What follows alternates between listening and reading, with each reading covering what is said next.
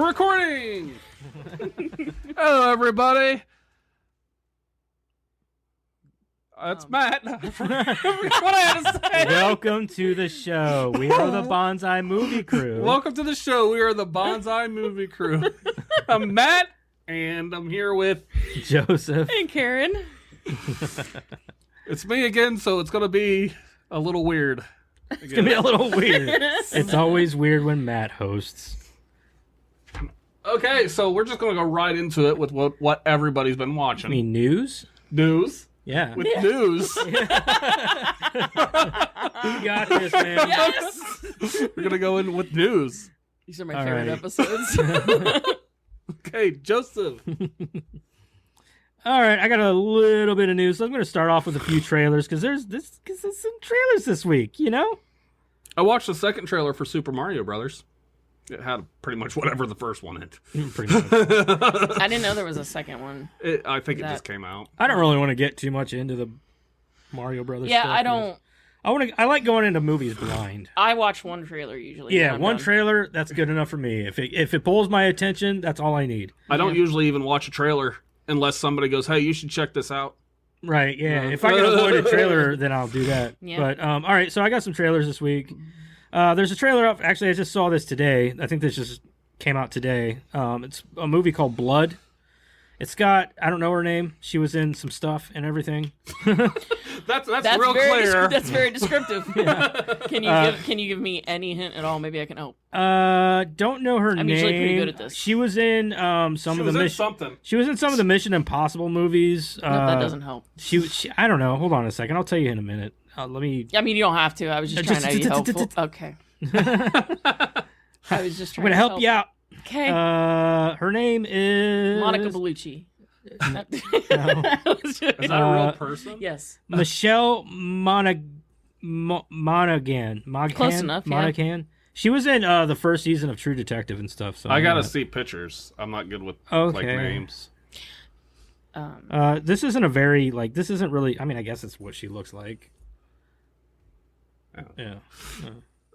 She usually looks more mommy-ish, like in movies and stuff. Like she doesn't. Like obviously here she's got a bunch of makeup and shit on. Okay. But she it's got her in it. I don't really know who else. But it looks like it's about some kid that apparently gets some kind of infection or disease or something, contracts something from like this dead tree. And it looks pretty wild. But like if essentially he goes to the hospital and they're like, and he You've been bled on by a tree. Well, he needs blood to survive, essentially like a vampire would. Oh. Yeah, and then he's like, I want it warm. It's a horror movie. So yeah. Okay. It looks good. It pulled my look up the trailer. It looks good. It really does. Okay. It does look good. I gave a shitty description. Way to go.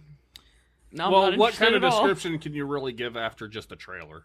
Right, yeah. The trailer doesn't really give a lot away. There's a new trailer out for the new Indiana Jones movie called it's called Indiana Jones and the Dial of Destiny. Yeah. Whatever.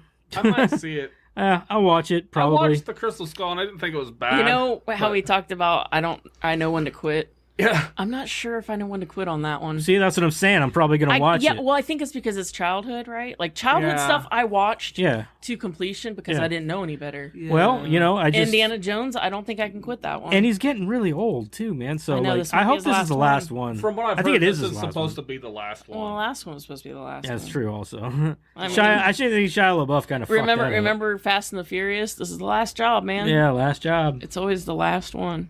Final Fantasy. If they start going after this, though, I think it'd have to be like introduce his son, which was Shia LaBeouf, wasn't it? They were supposed to do that with Shia, but they nobody liked him in that. But which I think was more because of the writing. And I agree with that. They wrote his character really shitty. It really did. I think Shia LaBeouf could have carried that franchise, but he also kind of went off the deep end for a while. So. Yeah. But don't get me wrong, dude. Shia LaBeouf is a fucking great actor. I don't care what anybody says. Do it. I agree. Yeah, just do it. I agree. Right. I like Shia LaBeouf. So anyway, there's also a new trailer out for Loki season 2, and I don't know if you guys watched the first season, but it was pretty great. I did not. That was definitely one of the best MCU series or whatever. I like Tom. Is he Tom Hiddleston? Yeah, Tom Hiddleston. Yeah. I for the longest time I couldn't remember if his name was Tom Hiddleston. He's one of my favorite people in the MCU. Or Tim Hiddleston. Tom Hiddleston. I know now. There's a a trailer out for a movie called 65 that's produced by Sam Raimi. It's got Adam Driver in it, and it apparently takes place. I don't know if it takes place 65 million years ago, but there's dinosaurs in it. So it's set in the future, and then he's like a cargo ship for people, like he transports people. And so it's like a time machine. I'm not sure. They don't really give that detail in the trailer. So but essentially what happens is he crash lands on what he thinks is a planet inhabited by dinosaurs. But I'm wondering if it's in a planet or if he went back in time 65 million years. So I don't know, but Plot it's got twist. It's not back in time. Right. It's an alternate time. Well, I don't know because they don't specify whether it's either that the same or time, but it's an alternate timeline. I've seen a preview for the new Guardians of the Galaxy. The movie 3 or the movie 3, volume 3. Yeah, I did see a trailer for that. I try not to get too much into the Marvel stuff because if it's Marvel, you've seen it. You know? Yeah, I looked at it because I've stopped watching Marvel movies, but I did like the Guardians of the Galaxy. Yeah, they're good. I still need to get back. So, all right, back to I got one more trailer. There's a trailer out for that new Barbie movie with I want to see it. I can't help it. With Margot Robbie. And I mean, who better to play Barbie than and Ryan Gosling as Ken is and a pretty Ryan stellar Gosling, choice. Yeah. So, and then but that's all I got for trailers. If you want to see that trailer, the trailer's not very long. It's just it's a teaser essentially. But I got a little bit of news for you. So DC is really, really cleaning the house over there. So they essentially fired everybody involved with DC's because James Gunn took over as president or whatever of DC over DC Studios and all that. It's crazy. He's now emperor. Yeah, essentially he's God essentially. So he wiped everybody out. He took everybody out. Some of these guys they're they don't know if they still have their jobs as their superhero counterpart, like that Levi, what's his name? Levi Combs? I don't know his name. Oh, that sounds right. I think it might be. He plays Shazam. The Rock is I don't know where he stands exactly because he just came out with that. Which is their best Black one. Adam. It's honestly the highest rated one. And honestly, it was a badass movie. That movie was a blast. Henry Cavill's out as Superman, which really, really sucks because from what I've heard, he's actually working on making Warhammer 40K movie. They are. God damn, unplug that thing. Unplug it. What is it? This? That, yeah, because it keeps popping shit up. So he's stepping down as from The Witcher, which really sucks because The Witcher. He was. I actually heard he got. It was like a low key firing. I don't know girls why. Behind the scenes apparently thought he was misogynistic. This is what I heard. I don't know about This is what I heard. Apparently, the girls behind the scenes said that he was misogynistic, and the reason he's misogynistic is because he was such a big fan of the series that he wanted it to be authentic to the series. Yeah. Why that makes him misogynistic, I can't. Because he's not like that at all. Because the whole reason why Henry Cavill stayed single for so long is because he didn't want to get Me Too'd. He's like, I'm not going to date. Yeah. I don't want to date. Yeah. He goes, because I don't need crap coming out that apparently I said or did that offended somebody. I'm only telling you there was an article about it, something about these girls are just coming out. I don't care what anybody says. Henry Cavill can do no wrong. I'm not saying he did. I'm saying Henry Cavill. that he was low-key fired because of these girls. My thing is, I'm saying that they're probably just saying he's misogynistic because they're trying to tarnish him. They're trying to tarnish his reputation. Yeah, that's what they usually do. I don't want to get too much into it, but all I got to say is they're making a huge mistake by kicking him out. I agree. I'm not Superman disagreeing with that. And he was great in The Witcher. Mm-hmm. And he'll be fucking fantastic in Warhammer because he's also obsessed with Warhammer. You know what I heard he's because I don't know if you've ever seen any of the Warhammer stuff or played any of the games or anything like that, but those dudes are big. They're big dudes, and they wear this big giant armor. Yeah, he's perfect for that. Milo sent a thing to me, and I was like, dude, if they do to make a live action Warhammer, it's gonna need a huge budget. Oh yeah, for sure. They did the same because thing. Of the armors. They did the same thing with Warcraft. Warcraft was huge. It was expensive because of all the CG that went into it. But yeah, dude, Warhammer it would be badass to see a Warhammer movie. Like, because I've there's never so played- much lore behind Warhammer. I've never played They could go literally Warhammer. anywhere with it. Yeah. I've never played Warhammer, but I have watched like videos and stuff, and I do like the designs of the armor. Like the Space Marines are. Cool. I have a like bunch of their Warhammer armor. stuff, and I don't even care about playing the game so much as I like painting the miniatures. Yeah. Like, that's my favorite thing about it. Well, anything nowadays with games of any kind, there are people that don't even play the game; they're just into the lore. Yeah, right. So my last little bit of news here, and this is going back quite a bit here. This is about the Amber Heard Johnny Depp thing here. Amber Heard says she has settled her defamation fight with Johnny Depp. So she posted this to her Twitter. She said, after a great deal of deliberation, I have made a very difficult decision to settle the defamation case brought against me by my ex-husband in Virginia. It's important for me to say that I never chose this. I defended my truth, and in doing so, hold on a second. I hate that And term. Me too. in doing so, my life as I knew was destroyed. The deification, she definitely didn't write this. She definitely had somebody write it for her. Version of the ways in which women are re-victimized when they come forward. Now I finally have an opportunity to emancipate myself from something I attempted to leave over 6 years ago, and on terms I can agree to. Now let me go back to my apartment so I can shit on a bed. I have made no admission. This is not an act of concession. There are no restrictions or gags with respect to my voice moving forward. So Amber Heard can go suck a big bag of dicks because she's a piece of trash. And also, that I hate that term. Like I do. I hate that term. My truth. Yeah. Well, guess what? Your truth was the lie. Your truth, it could be something that was fabricated in your own fucking mind that you believe to be truth. There's no such thing as my truth. Yeah, there's the only truth. the truth. Yeah, there is no my truth.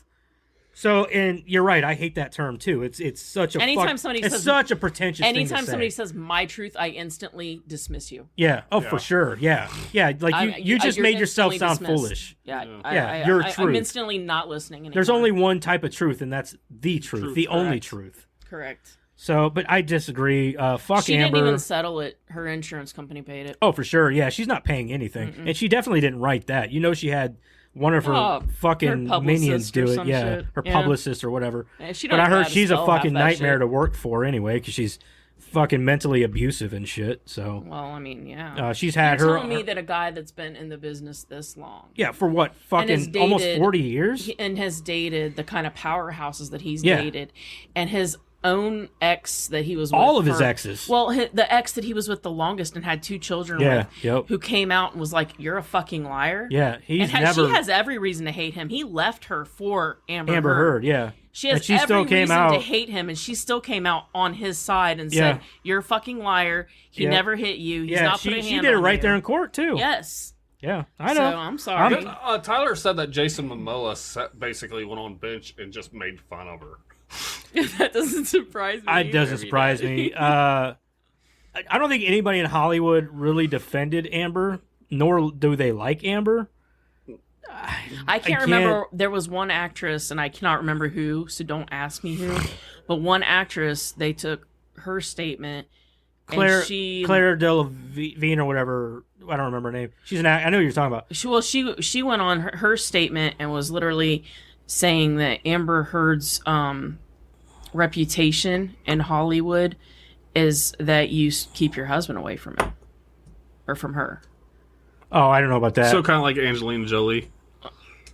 Well, no, like more, like it's worse. Like, like not that you don't trust him, but well, like, hell, she had that shit going on with fucking James Franco. Lie. Even if nothing happened, she'll lie. She was supposed to be with Johnny Depp, and she's in their building, fucking going down to James Franco's apartment or whatever. You know what I mean? They're sleeping together and shit. But then look at what comes out about him. But yeah, you know, she was in just as much danger with him. Have you seen his mouth?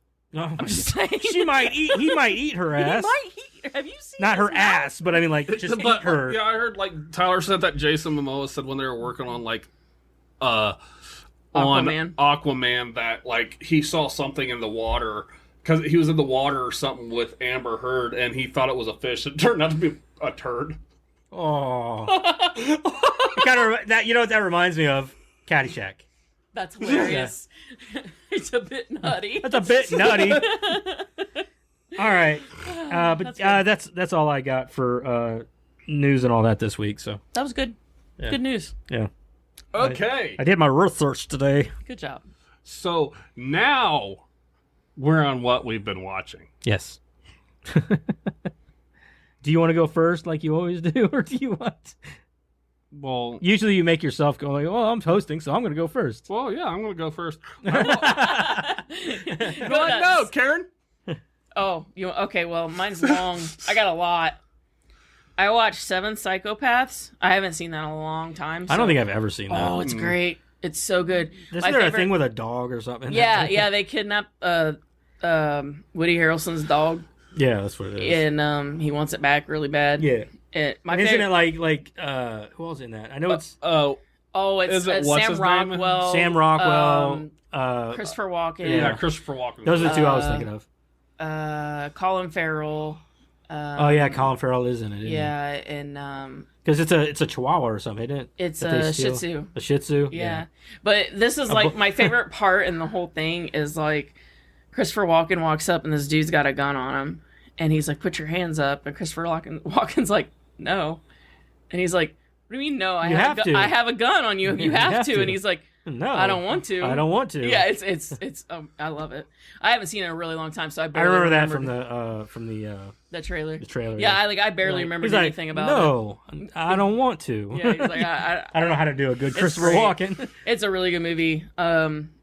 And I watched Don't Look Up on Netflix. I kept hearing things about it, so I watched it. I've seen that. It wasn't bad. It's okay. I keep seeing I the thing. freaking for it, but- hated Leonardo DiCaprio in that movie. I did too. Yeah. Like, I started out liking him, and then I'm like, oh, you're a fucking asshole. And then he redeems himself a little bit at the end. Yeah, but not enough. much. Not Yeah. enough. Not enough for me to go back to liking him. It's sad whenever Jennifer, what's her face, Lawrence is like yeah. the most likable character in the you fucking know movie. she. I kind of like her, you though. know- I mean, Well, I just like her in too, general. but she's done some movies. Like, seeing her in interviews sometimes she's kind of annoying too. Yeah. You know, she came out and said that she was the first woman to ever. Oh, do yeah, a she took so a much heat female for that. action character. Yeah. And it's like, okay, Sigourney Weaver. Yeah. Yeah, I know, There's a whole shit. slew. So, Like, I mean, wait. yeah, like Wait. look at the Kill Bill series. You know what I I mean? seen.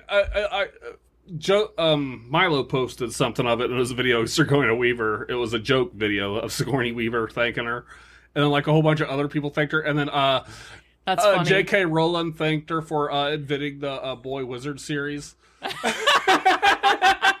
The Boy Wizard series. That's hilarious. Then I watched The Unforgivable, which was a Sandra Bullock movie on Netflix that I kept hearing about, so I watched that. That was the too. one where she was in prison. Yeah. For Yeah. It's also forgettable, so that's why I didn't watch it. So I was like, not I my kept thing. hearing great things. So That I was and like, she, I'll I watch was it. like, all I could have thought through that whole movie if I were to watch it is, so do they give people liposuction shots in prison?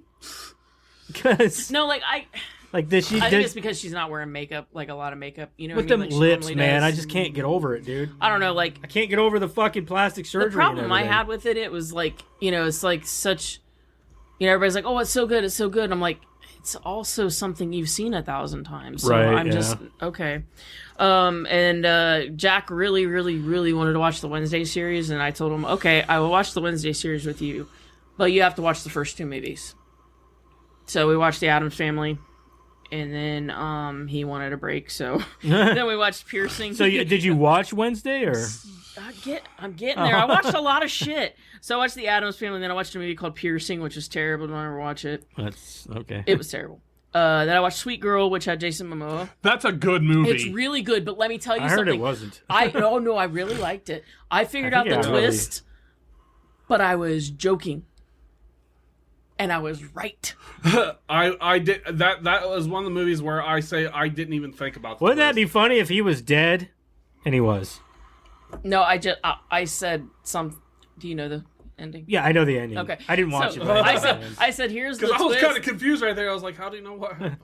because I could guess it from the trailer. I told I Jeremiah, I didn't said, watch here's the the trailer. twist. It's not really the dad, it's the girl. And, the girl's the badass. The dad's not even there or something like that. And then at the end, I was like, oh, holy shit. Like, oh, Well, see, never 'cause- mind. Like, I was kidding, you know? Like, I didn't I could be your next Shyamalan. there's a lot of movies where I can predict the twist, but like that one, I wasn't even thinking about a twist. Yeah, I mean, I didn't think there was actually a twist. And then- I agree. And that's what usually kicks me off if there's a twist. Is I usually wonder. I didn't think there was a twist either. But, I agree. I thought it was a good end because then it's her. Yeah, it was really good. And I thought that. Well, we just gave it away for everybody, so I'm sorry. But Spoiler. it You was should really, still really watch good. it. You It's should really still watch good. it. It's a really You good should- movie. Like my friend likes twists. Yeah. And I told him, I was like, dude, Milo, you should watch. It's a really good movie. And he watched it. But then I watched Pop Star. Never Stop. Never Stop. I'd never seen it before. That's funny. And then there's a guy in there who looks like a Kmart Jared Leto. Did you guys see that guy? I don't remember. He looks like Kmart. I haven't Jared seen Leto. it since it came out. Yeah. I just wrote that down because it was funny to me. He looked like What's it called? Pop Star. Never Stop. Never Stopping. Yeah, never stop, never Okay, stopping. well, I'll never watch It's that. it's a It's lonely hilarious. Island. It's a lonely island movie. Your dude's in it. Weird Al. He's in a heavy metal group. What was the name of that? I don't remember. Like Warhammer or something like that. Something stupid. Yeah. Neighbors.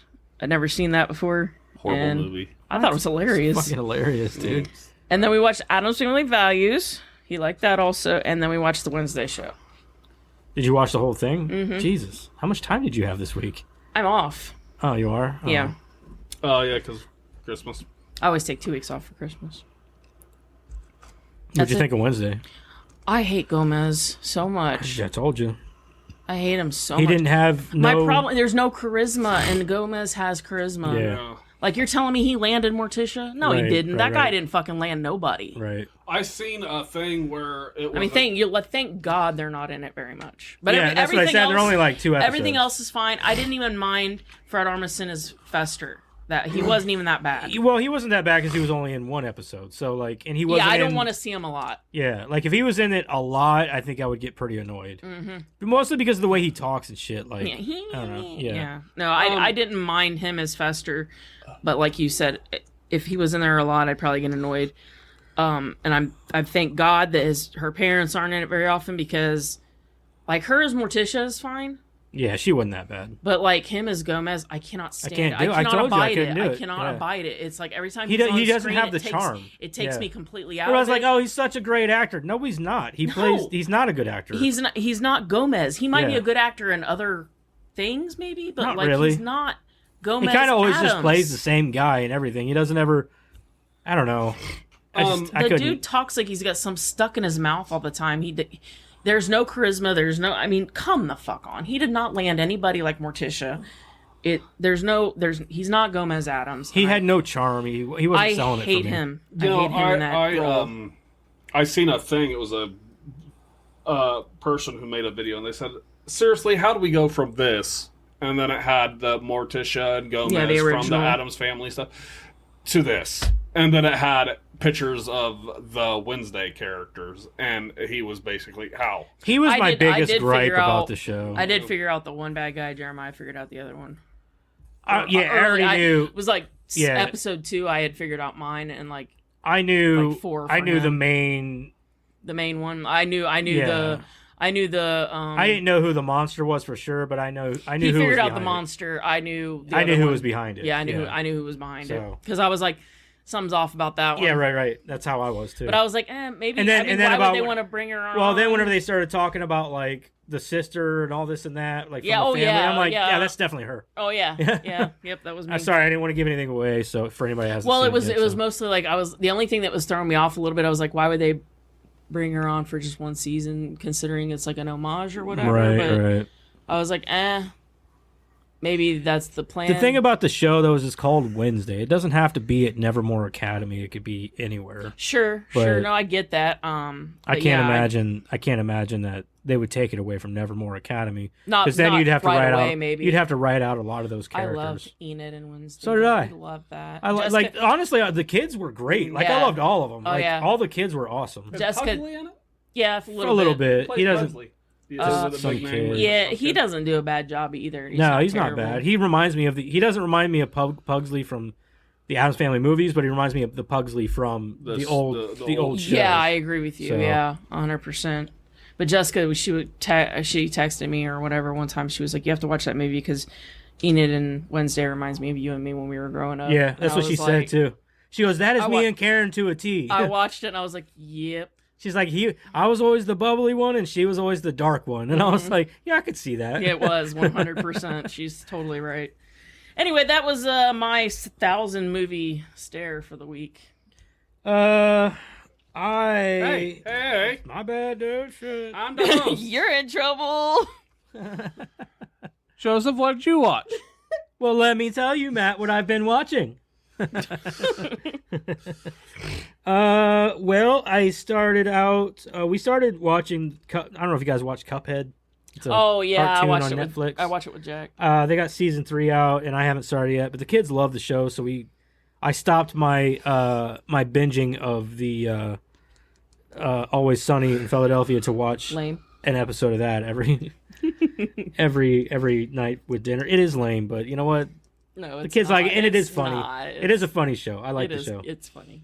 Um, I like the one with the baby. so I watched. remember We what season that we was. watched with the baby. Yeah, the baby. It was like a little baby bottle or whatever, and it like showed up on their doorstep, and the Don't remember. Papa Kettle or whatever like left them with it, and it totally destroys the house and something of his that was. I think that might have been the first season. Was it the first I think season? so. Okay, I really like that. I think so. episode I was think I know funny what to one me. you're talking about. I think it was the first I season. like that. I like that.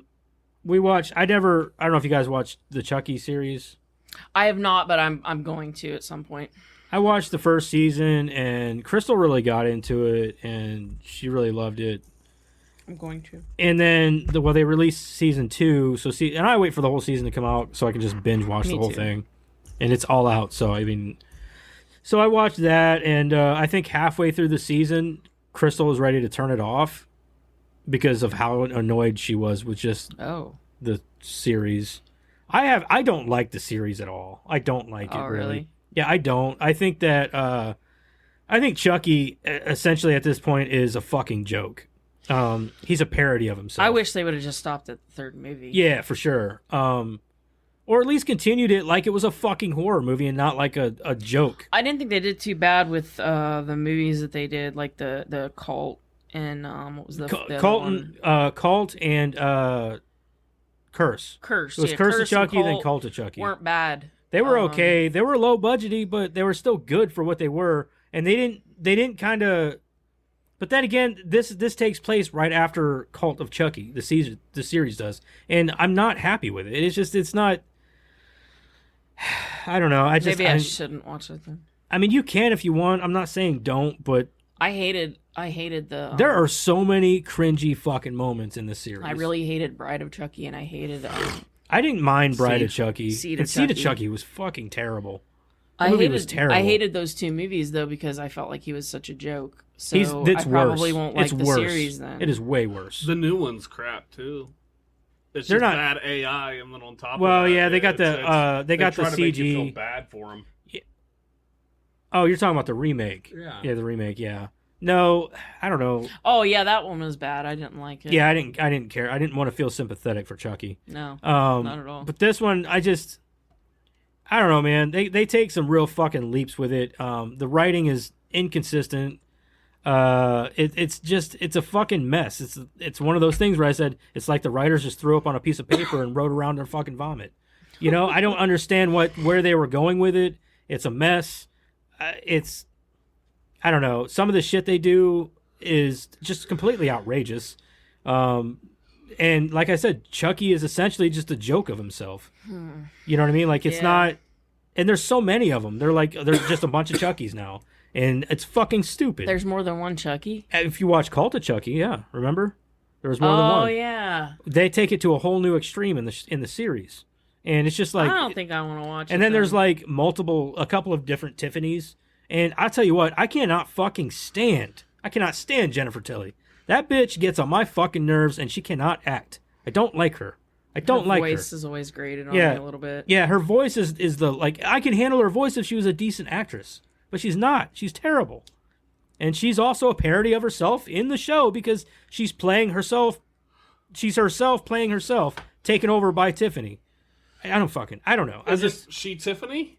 So Isn't her and Tiffany the same person? In Seed of Chucky, Tiffany was taken over, or Tiffany. Jennifer Tilly, the actress. Was taken over by Tiffany, who's played by the actress Jennifer Tilly. Oh, well, because the only thing I remember the one where they killed Redman.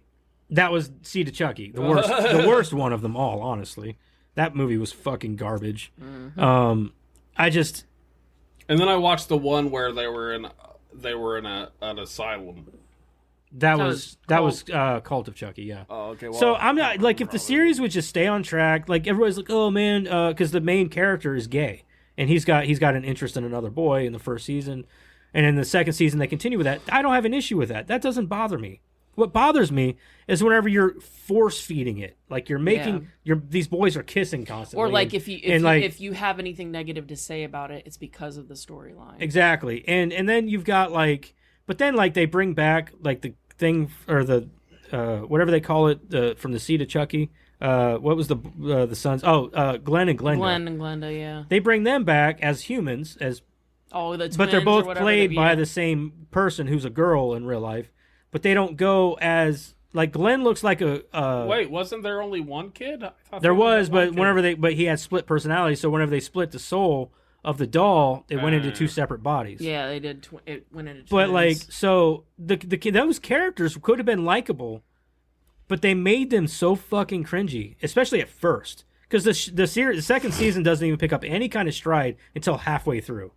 Because Andy comes back, like the guy who played Andy for the series, and it's him and Kyle both are in the series. I had heard about Kyle coming back. Kyle's not in it a lot. She's like in the last couple episodes of the first season, and then she's only in like a few episodes of the second season.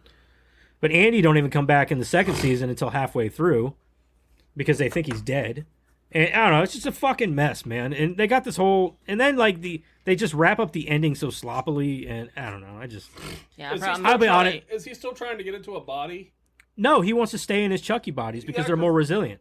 Yeah, but I thought at this point, and I'm like, you're just negating everything that he's just tried to do for the past 30 years. Yeah, but also, wasn't he like? Wasn't there a part where he was just stuck in it because I thought there was a point where he found out he was stuck in the doll body no matter what because he was turning too human inside the body. Mm-hmm. Yeah, but they still ended up taking. He still ended up keep trying to take human form. Well, every time he like regenerated into a new doll, it started over again. The clock started over again. Oh, did it? Yeah. Okay, I guess. I don't fucking know. But well, in the first 3 movies, that's how it worked. Yeah. So and don't get me wrong, there's a lot of continuity issues even in the first 3 movies. But shut up. Shut your whore mouth. But like, it gets way worse as it goes on, especially at in least the they series. stayed consistent, is all I'm saying. Yeah, in the series, dude, it is all over the place, like all over the place. Yeah, like he ends up it's actually Brad Dourif's daughter in real life, inside her body, and she's a split personality throughout the whole. And which makes me sad because I really liked her character. I did too. I loved her, dude. Movies. She was great. And then like they did her wrong in the series, especially for the whole first season. She's held captive by Jennifer Tilly. Yeah. And then for the whole second season, she's pretty much held captive for most of the season still. So she gets no resolution until towards the end of season 2. And I'm just like, what a waste of a good character. Yeah. And then like any the good only characters, talent you have. Yeah. The only good characters that they do introduce, they fucking kill them off. Devon Sawa was in the first season. He died. He played both their dads. Oh. And they bring him back in the second season to play somebody else. Yeah. He just plays another character. Yeah, like I love that. Like you won't notice. I think they knew that. They were like, but we can't get rid of Devon Sawa. You know what I mean? But that's did, fine because it's Devon Sawa. That's your fucking fault. Right. Well, the funny part is he played 2 different people in the first season, and they both died. So I don't know, man. I love Devon Sawa. He got done dirty, but same as the girl. And then they meet this new girl in season 2. Who becomes one of the main characters' really good friends. And I was like, I really like her. She's like a uplifting, down to earth, and just goofy kid.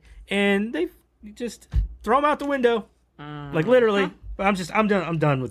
I think I'm done with the series. I don't think I can do it anymore. I don't see how you made it this far. Crystal, I'm a completionist. So we started it, and we got to episode 4, and it was getting to a point like, oh, it's finally going to start going somewhere now. Oh. She wanted to stop. I'm like, no. We done started this. We're finishing it. So I've done that with series. It's been like, well, I just got to finish it now. I have to finish it. So. Well, like, see, if The Watcher, if it was like more than one season, I would have. Oh, I hope not. I would have been over. Oh yeah, I wouldn't have. I wouldn't have finished. I'd have been done. If they come up with another. Oh, Watcher, I'm not watching anymore. I'm not. Don't get me wrong. There are series that I have stopped watching before. I quit watching The Walking Dead. On season 9. There's only 2 seasons left. I stopped right when they introduced what's his face with the bat.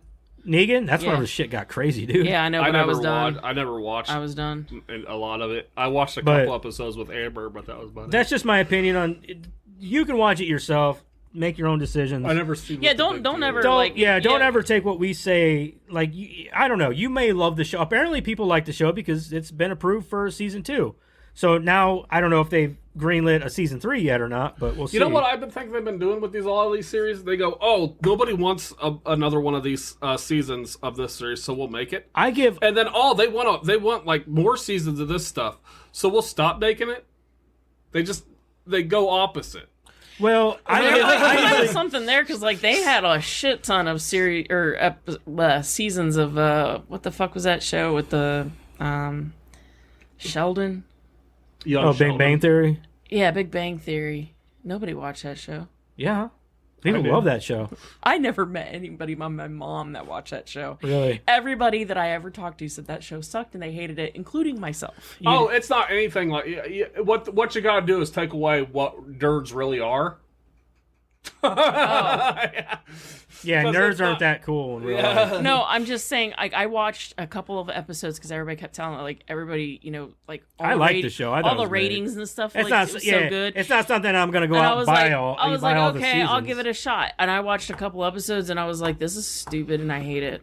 No, I watched a whole bunch of the seasons, but when they get to where they're like starting to get married and stuff, I was like, no. Yeah, I liked it up until like they all started getting girlfriends and shit. That kills the nerd vibe. Yeah, that kind of kills the nerd vibe for me. So, like, nerds don't have girlfriends. All right. Especially ones that are hot like Penny and Bernadette. Well, I mean, attractive girls tend to go towards guys with money. They're just not normally that interesting. So, or funny, for that matter. Yeah, girls who are interested in money usually tend to be vapid. Yeah. I just want your money so I can buy some new shoes. Anyway, say what you will. You go watch the show if you want. It's up to you. All right, so I did watch a couple of movies this week. New ones, as a matter of fact. I watched Spirited. Did you guys? Yeah, I haven't watched that yet. With Ryan Reynolds and... I'm not a huge fan of musicals, so... I fucking loved it. Me and the kids loved it. Okay. I thought it was great. It's a Scrooge sort of telling. Yeah. But... I got that from the... I don't know, man. Trailers. Like, I like musicals. Like, the music in the movie wasn't that great. I like musicals when I'm watching, like, live theater. But like I want if you I go to, to a play or I want you to watch it so that we can get this whole thing going where we insult people by saying, good afternoon. Oh, I'm in. Just watch it because they do a whole song about it. It's pretty much saying, fuck you. I'm in. So, watch it and then be like, dude... Good afternoon. I'm in. Just start telling people, good afternoon. Well, now you've ruined it, though, because you just... No, because they don't make it like... It's everybody on here is going to know. Everybody who listens to this, so we can't tell any of them. And how do we know who all is listening? Just watch the fucking movie, Karen. Shit. Don't overthink it, dude. I'm just saying. I can't even say it to Jeremiah if I'm mad. I can't even be like, good afternoon. He's going to know what we're talking about. Good afternoon. He's going to be like, really? Shit. Get fucked. The movie was great. The musical numbers, there's a couple of songs that really stand out. The Good Afternoon one is one of them. Also, Ryan Reynolds kills it as usual. He's funny. He's, quippy, that kind of thing. But also Will Ferrell, like, you know how he is, man. He can be a hit or miss sometimes. In this movie, he's not like that, like screaming. Well, he's not screaming and acting like a jackass. He's actually not playing that. He's a very endearing character in this. I loved him in Elf. So, and him and the so stupid. Him and the lady. My grandma loved that movie. Him and the I can't remember her name. The black lady. Those two have great chemistry and like they just because he's got like the hots for her in the movie. Oh, okay. So and she's like a really sweet lady. But like they just have this like crazy like you could see it on camera, Okay. like you could tell they get along really well. So but like they killed it. I just watched the movie. I really liked it. Like I don't know, like what's his face? He used to be on SNL. He was also on 30 Rock. Tracy Morgan. He plays Death, and he's funnier than shit. That's hilarious. Just watch the movie. It's really I couldn't. The Ghost of Christmas Future. He is. Yeah. Not yeah. Death. Yeah, Death. Yeah, not Death. I guess he is. Well, Death is in the future, so. That's why he's the Ghost of Christmas Future. Anyway, hard recommend for me. That's his midnight gig. His midnight gig. Hard recommend for me. I can't. Part-time job. If you need a movie to get you into the Christmassy spirit, I'd highly recommend that. I still need to watch Christmas Story too, just I because I haven't have watched to. that either. Last but not least, I watched and I just because I couldn't wait, man. I had to watch Violent Night. Yeah. Yeah. Oh yeah. I watched it. Me and Madison watched it last night. Did you rent it? Yeah. Okay. Sure. How much? You bought the digital? No. I have ways of getting things. Oh, okay. Well, that's fine too. I'm pretty That sure, works as renting. I'm pretty I'm sure gonna buy the should've just fucking said movie. renting. Karen, Yeah. I'm pretty sure you got a torrent of questions. Yeah. yeah, a whole No, like torrent you of questions. you can say yes to renting though. That's technically renting because you're Yeah, I gonna rented buy it. it. So Yeah. shut up. Yeah, I rented it. That's fine. But yeah, it was. I was gonna say you didn't buy the digital. I just How didn't. I didn't want to disappointing. buy the digital because digitals suck. No, I hate digital, Yeah. and I don't want to buy a digital. Just Yeah, I to want a have physical it copy. and then buy. But a it's physical not going to copy. be out. I'm not gonna buy it twice. It's not going to be out until like fucking I don't know, like March or something. I'm like, I'm Yeah. not waiting that long. So we watched it last night, and I gotta say, I fucking love that movie. Yeah. It was so good. It calls back so many references. I heard it was Die Hard, but Santa. Yeah, Oh, essentially Die Hard. It also has a lot of very blatant Home Alone references, Oh, sure. and Of course it would. like in the manner of like if Kevin McAllister was like. Grown in Santa. No, because it's a kid. It's a kid that does it. Oh, okay. But like, if Kevin McAllister was like, I'm just gonna kill him. You know what I mean? Kevin really did. I mean, like if it wasn't a PG movie, like That's what I'm saying. If they were That's what I'm realistic, saying. if they were realistic, it was if Kevin McAllister was like in an R-rating movie. yeah, you know what because I mean? Like, if they'd have just been realistic about what those guys went through, I will they say- were dead. I will say the movie is far from perfect, but it had great action, great gore. It was funny. Yeah. Like David Harbour as Santa is awesome. Oh yeah. Also, he's like, so they go the different route where he's like this he used to be a Viking. Oh. So okay. it's pretty bad. He's That like, makes sense. He's like 1,100 years old and he's Yeah. an ex-Viking. So it's pretty badass. He's got a hammer. Yeah, he's got a hammer. Also, As one does. Yeah, he calls it Skull Crusher. That's great. Yeah. But other than that, like, I think I was really looking forward to John Leguizamo playing the bad guy. He didn't But last. dude, no, he did. Oh, okay. He was the main bad guy. Oh, okay. The way he went out was fucking great. You're Well, gonna love don't that. tell me I'm not, too much. But Shut up. I will say you're gonna find his performance to be a little dry. It's not like I was so hoping that he would have so much more fun with it, but he didn't. You could tell it was like it was almost like he phoned it in. Like, I'm just, like he was really lazy about it. But then there was other henchmen showed him up. Like, you know what I mean? Acting wise. I hate that. So like there's one called, they call him Krampus. And he's a fucking nutcase. But he had me fucking rolling, dude. Like he was cracking me up. Because he's just a little psycho. Do you I don't know the myth of Krampus? Yeah, I know. Well, these are just code names. They call them. Oh. So like John, not really Krampus. yeah, John Leguizamo's character name was Scrooge. That was his character. That was his code name his or code whatever. name. Yeah. So, but yeah, I would highly, right. If you love and they don't skimp on like the magic. I fucking love it because he's like, I don't know, it's Christmas magic. I don't know how it works. That's what he says. That's their explanation for it. I was like, yes, that is the best explanation. I like it. It's just, you don't gotta get into detail. No, I like it. Just keep it simple. He's like, it's Christmas magic. I don't know how it works. He said that a few times in the movie, and I'm like, that's I like funny. it. I like it.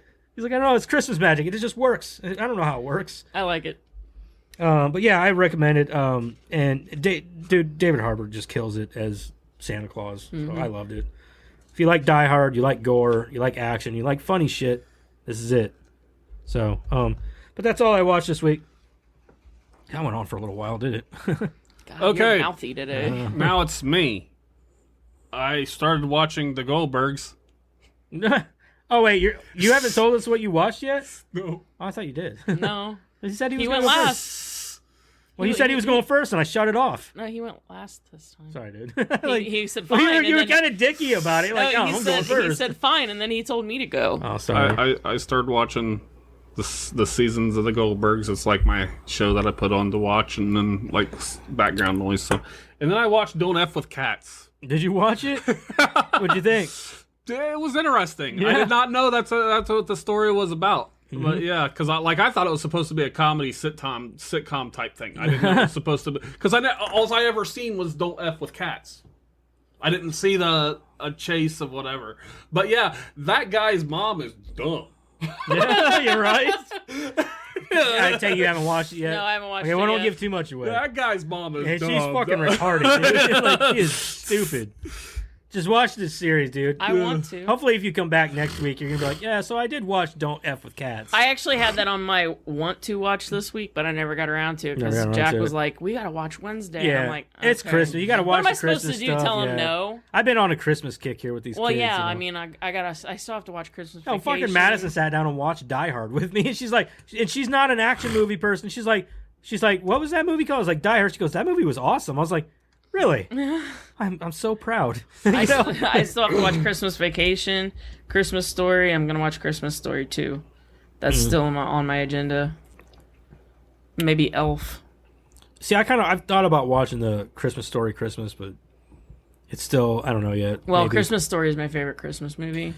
Yeah, I love it too, but I don't know. I think it's because it's like I don't want this one to ruin that one for me. I know, but it won't for me because. But I heard it was a me- really good movie. Well, no, though. but I look at it the same way as I look at Hocus Pocus 2. If you don't like it, don't ever watch it. Yeah, Act like and it don't exist. If it's a cash grab, it's a cash grab. Yeah. That's their problem, not mine. Yeah. I don't really. I'm not big on Christmas movies. Like I watched Scrooged, and then I've been thinking about watching because I haven't seen it in a while, and I used to not really be a huge fan of it because it was on all the time.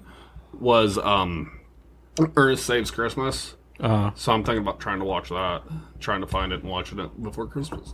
I don't think I've ever seen that one. I have. Yeah. I think I remember watching. I've only seen it like once or twice. I used to see it all the time, and I got real tired of it. It was like That's how I felt about Ernest Scared Stupid. I've seen it so I many could times never as a get kid. tired of that movie. I don't think. I've seen it so many times as a kid, though. I got so tired of seeing it that like it was the only Ernest movie I did not like. Oh. But I haven't seen it in so long now that I would like to see it again, just to catch up, see if I still like it, or if I like it, or if it's still just One Christmas movie that I would say I'm going to have to watch here because I just ordered it, The Thing. Yeah, you're welcome. Yeah. Well, I was like, God damn it. I was scrolling through. I was like, I need to because I built a new movie case for my movies. Yeah. And I'm like, I want to fill it up now because it's only it's not even half full now. Yeah. I'm like, oh, a bigger one. I can fill this one up. So now I want to so I'm like thinking of movies that I need to own this, and I'm surprised I don't own The Thing, and it's one of my all-time favorites. That is strange. It is weird. I own the remake or the reboot, remake, whatever, the prequel. Yeah. I own that one, but I don't own the original, which is one of my Sure, I all-time do. favorites. See, I don't know what all we freaking have. I don't anymore. either. I was looking at my movies, I'm like, I didn't even know I had this. He's got an app. He can tell you, it's all on his phone. I don't. I always have to ask him. I'm like, do we have this? Because I have no freaking clue. You get a massive movie collection. That's Oh what I my god, understand. we've got you go down in our basement. He's got just Yeah, I thought I only had one of the everywhere. the Christopher Nolan Batman movies. Yeah. I was organizing all my movies because I'm putting it in this new case, and I'm like, holy shit, I got all three of them. like all in separate case. I thought it was like, so. I got some movies I don't want to keep. If you want me to bring them here, see if you want to go through them, see if you want any of them. Are they Blu-ray? No. I only own Blu-ray. I got rid of all my DVDs. Oh, well, you and Jeremiah are such snobs. I even gave all my DVDs to my daughter. I was like, here, you can have all these. She's like, what is the Boondock Saints? It's like, watch it and find out. Oh no. Now that's another one I have to buy on Blu-ray because I have the second one. We had that. I have the second one on Blu-ray, but I had the metal case. Yeah. Boondock Saints for DVD. And it was a collector's edition. And I had it all the time. I even bought the early one that had the necklace. Yeah, I know what you're talking about. Yeah. When I got the Celtic Cross, I got the Celtic Cross on the back of my leg, and it's the one from that case. Because I liked that one. I used to be a big fan of that. How is there a fly alive? That's what I was going to say. How is there a bug that's like alive in here? I don't understand. Whatever. Maybe he's been chilling up here. Chilling is right. Probably that heat got his ass moving around again. Yeah, that's all. That's it? I don't know, Matt. Did you have more? No. Oh, well, you're the host, man. Oh, yeah. Okay, so this week... I love that you forget that you're the host. We're on the intro to the movies. And the movie we watched was Scrooged. The Bill Murray one. That's all I know, Karen. From 1988. I got it. It was made in 1988? Mm-hmm. Yeah. I thought it was 1990-something. No. Like early 90s. Scrooged came out in 1988, clocks in at an hour and 41 minutes, starring Bill Murray, Karen Allen, John Forsythe, John Glover, Bobcat Goldthwait. Bobcat Goldthwait. I miss him. I love him. Frank Cross is a wildly successful television executive whose cold ambition and curmudgeonly nature... Wait, who's Bobcat? Is he the... He's Elliot Loudermilk. Yeah, okay, he's Elliot. Yeah. I was wondering what his fucking name was. I was like, man, I miss him. Because Yeah. I remember from the Police Academy movies. Yeah, He's I like fucking him, hilarious. The reason I like him is because it's just the way he talks. Yeah. He was, you think about it though, he's perfect for this role because he starts out normal, And then he goes nuts. and then like at the end he's full on Yeah, Bobcat. yeah. He goes nuts at the end. He's like, what did he Took say? my little baby daughter with her. And he's like, what do you say? Hey, Rabbit. Oh, what's up, Rabbit? That's one of the great. I even wrote that. I think I even wrote that down. Hello, Rabbit. So many good one-liners. Oh, So, yeah. like, I guess I should continue. Sorry. Curmudgeonly nature has driven away the love of his life, but after firing staff member Elliot Loudermilk on Christmas Eve, Frank is visited by a series of ghosts who give him a chance to reevaluate his actions and right the wrongs of his past. So I want to start by saying I didn't know that Danny Elfman did the score to this movie because I was like watching it. I'm like listening to the opening score. I'm like, yeah, I was like, oh, that's got to be Danny Elfman. That's Danny Elfman. Yeah. And I looked it up and I was like, sure enough, it is. I was like, holy shit, I didn't even know that. So, and because I love music in a movie that'll stand out like that. So, and whenever you hear Danny Elfman, you know it's Danny Elfman. Yeah. Well, so. I put. I'm going to start off with my first note was the commercial that Was awesome. was real dark for Christmas. It was very dark. Okay, let's talk about that movie at the beginning of the night the reindeer died. I want to watch that. That's what I said. I was like, can we get this movie? I want to see that. Like, Yeah. like they come up. It They're, might they're be like a real attacking Santa's Yeah. like, and Santa's like, I'm not going anywhere. And they fucking have like an And the arsenal yeah. attack already. Yeah, the $6 million man comes in. He's like, I'll save Santa Christmas. doesn't need that fucking guy. Yeah. He's got an arsenal already. Like, And a bunch of little soldiers. but I Like, want to know the backstory. Why did he already have an arsenal? How did he know he pissed somebody off? What is Santa doing? because that's David And the Harbour night Santa, Santa from, went- from Violent Night. Oh, is that the prequel? Sure. Okay. The night Santa That went explains crazy, it. he has an arsenal too. Who? The night Santa went crazy. Oh. Santa Well, has have you ever seen The Fat Man with Mel Gibson? Came out a no, I couple haven't. years ago. I was He's got a going to, fucking yeah. arsenal, dude. Oh, you know. That one's way, way grounded. Oh, It's a yeah. very grounded Santa Yeah. movie. Like, I'm like, I think it's just I feel like they could have went bigger with it, but they're like, we only have a budget. You know what I mean? We got a budget. So we can't calm. yeah, take it back a Calm notch. down. So the acting from those two, just that's what made that movie. You know what I mean? But anyway, Two things before they even got to the commercial that always cracked me up is like, see, he's standing there and they show him like the nice commercial, and then he's like, oh my gosh, does that suck? You know, like, and then he opens up the drawer. He's got like a mirror. Looking at himself. He like looks at himself and he like, you know, it always cracks me up. Like he's hyping time. himself up or something. Yeah, or he looks at the mirror, mother, or that painting, mother, help me. Yeah, mother, help me. And it's like this weird fucking abstract painting of this woman. Is that what he said? Mother, help me? Yeah. Because I knew it was help me, but I didn't know what he was His saying. mother, help me. And he tells all, now I have to kill all of you. I gotta say though, Bill Murray was the least like funny person in this movie. So like, okay, so like the cab driver, he was fucking hilarious. What was the second ghost? Yeah, the fairy. What's her name? Carol Kane. She killed it, dude. I loved her. I did love the banter back and forth between the two of them. Yeah, I really loved Elliot Loudermilk's character. Yeah, of course, yeah. You know, like that was like the Manson family Christmas special. So like, but like the fairy girl, like she comes in and she's like just punching him and knocking the shit out of him. You kicked me in the. Yeah. Well, hold on, I think I wrote something down here. What was it? Oh yeah, that bitch hit me with a toaster. Yeah, the bitch hit me with a toaster. That's like my favorite line he says in the movie. Yeah, because he gets up and he's like, "The bitch hit me with a toaster." The bitch hit me with a toaster. Now, I don't think that you can really say that though. I think that they all play off each other equally well.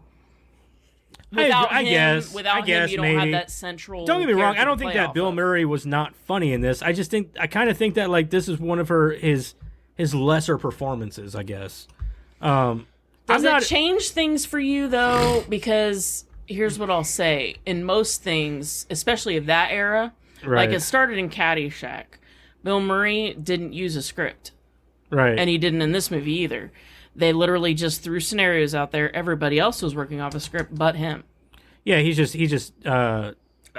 Yeah, ad-libbed everything. Yeah. I guess maybe, but it kind of goes to show that like some of it didn't always make sense. You're like, what the fuck is he even talking about? Like, so like it's just I don't know. I wrote it down in a specific manner. I'd have to look through my notes here. But. Well, I like when he's trying to do his Christmas list, and Grace tries to guilt him. You know, she's like, "Your only brother," and he's like, "Most of these are towel." You know, the funny. Oh, right here. I said Bill Murray sometimes makes the movie incoherent. I was like, so it seems like he's kind of just rambling. Because that's what he does. But at where? At what? I don't know. Just like throughout certain parts of the movie where, like, I guess the dialogue isn't super important. He just kind of rambles along and almost doesn't even make sense for the scene. So that was just one of the things that really bothered me because I never had to pay this kind of attention. Because I never noticed I can't really that. think of any specifics, right? So you're putting me on the fucking I need mark. specifics because I do not know what you're talking about, sir. When they went to the Grace, was it Grace? Mm-hmm, his secretary? Yeah. I think it's funny when she says, we don't have a tree, and the grandma's like, they do Yeah. now. Like, why are you letting them to bully the little one? Yeah, I wrote that down too. Grandma's that? I'm like, why is grandma allowing the bullying to happen? The kid needs some thicker skin. And I found it weird, like, the pounding on the door.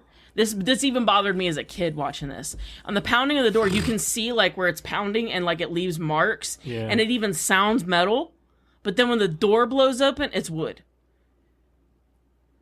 I didn't even pay any attention to that. You're probably right, though. When I was a kid, it bugged the shit out of me, and I noticed it every time I watched the movie. Like, why is it wood? Yeah, like I would be like, okay, so it's a metal door, and because then it blew open. Because the wood looks probably more effective. Well, yeah, and I mean, it would make sense that it's a wood door, not a metal door, but like it left, and it like, even sounded. It looks like metal. Yeah, it even sounded metal when it was pounding, and then you see like, hand, like indents where it's like leaving, and then.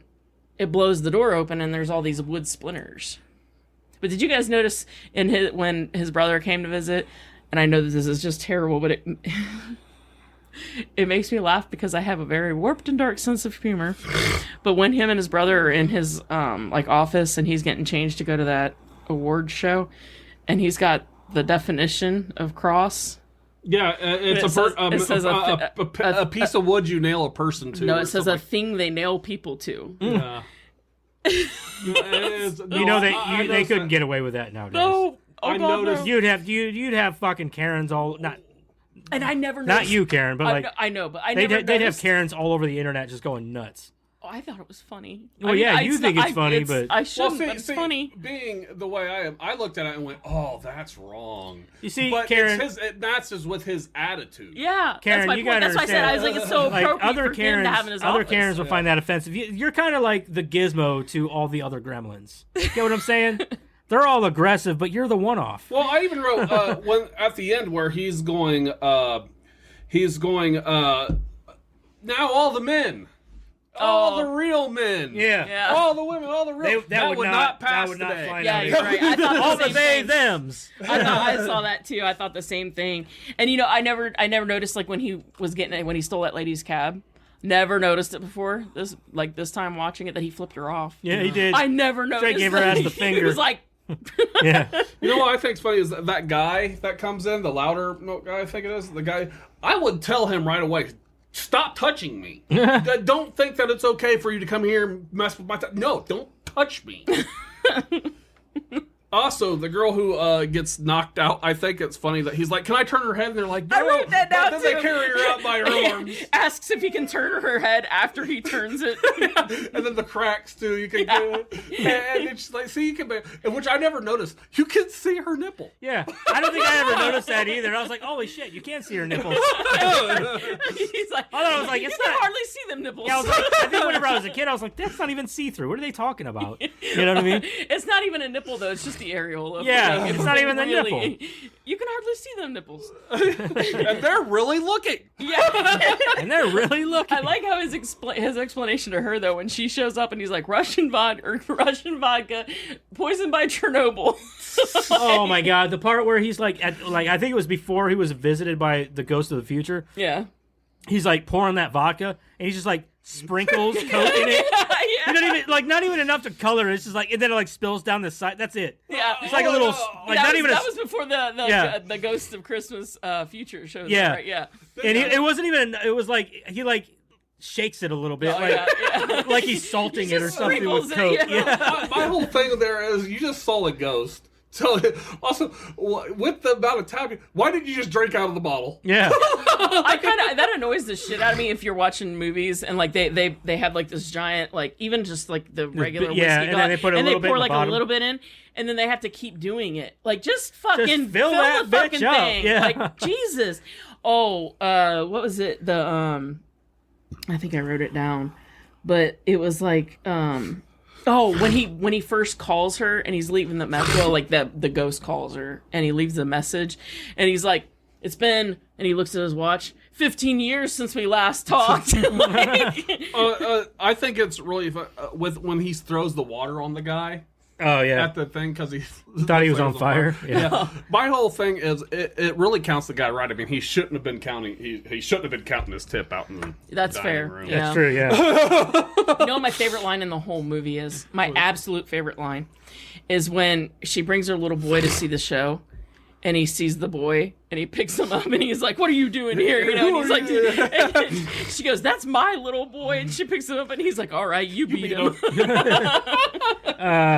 I just think it's kind of dumb. Like Claire might be the dumbest person in this whole movie. Yeah, because I'm sorry, but if somebody calls me after 15 years, I'm not going to come see them. Yeah, like well, and then like jump right to it, you know, and pretty much want to jump his bone, especially the way he treats her. But he was so He treats her smooth. like shit. He was so smooth, though. You have to give him credit here because he was like, "Oh, I guess I must have woken up your husband and your kids." Yeah, whenever he was younger, whenever he was still nice. No, when she shows up. I know, that's what I'm saying. When- Oh, yeah. Yeah, and okay, he's like, yeah. "Oh, I guess I must have woken up your husband and your kids," and she's like, "Oh no, I never got married." He's like, oh, really? He's Me like, neither. "Oh, yeah, okay." You know, he's like, "Oh, I'm in." Also, you know. I want to know why the ghost, the taxi driver, why he could go through the door, but he had to open it for Frank.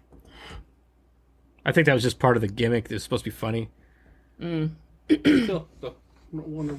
You know, after he threw the water on the waiter, I knew this. It was actually in the trivia, but I wrote it down because I already knew it. But when he slips after that was actually real. Like, he wasn't supposed to fall. Oh, He slipped after on- yeah, he slipped. I was on the wondering about water. that. I was like, I wonder if that was he did that on purpose. No, or... he slipped on the water and then fell. And he decided, he told him, he's like, you got to leave that in because it just Funny. adds to the Yeah, it insult does add of to the it, injury, yeah. you know? Oh, I like when he says, I guess my dad hasn't put up the Christmas lights yet. And he's like, it's Christmas Eve. Yeah. Every time I hear that line, Jeremiah's going to kill me. But the only time we never had Christmas the only time we never had Christmas lights. Plug your ears, Jeremiah. Yeah. You're not allowed to listen. Earmuffs. Yeah. The only time we never had Christmas lights up was the year I was pregnant because I was put on bed rest for a while, and then, Jack was born on the 12th. And I wasn't allowed to do anything, like around that time. And Gage and I always put up the Christmas lights. And so that year I was like, you got to do it because I can't. And he never did. So we never had Christmas lights that year up outside. I'm going to do it one year where if I ever have a place of my own, the person decorates next door, I'm just going to put a sign that says ditto. Because I've always thought that's funny. That's what they did. There's actually a place in Piqua that does it. Yeah, the guy, they put on all these fucking, I couldn't even imagine what their electric bill is. And, and like the whole just the whole yard and everything. Have you ever looked at that? There is not, none of it goes together. No, none of it. People will put who cares? like a nativity scene or like a Santa Claus. Yeah. No. It's a big mess. Nothing. Yeah. And then the guy next door did the same thing, and he just says, it's pointed next to the neighbor's house, and it says ditto. Yeah, I have lights around my porch. I have a nativity scene. I have one of those, things that's on the house, like the projector things. Yeah. And I have, a lighted tree. I think that's it. I don't have anything.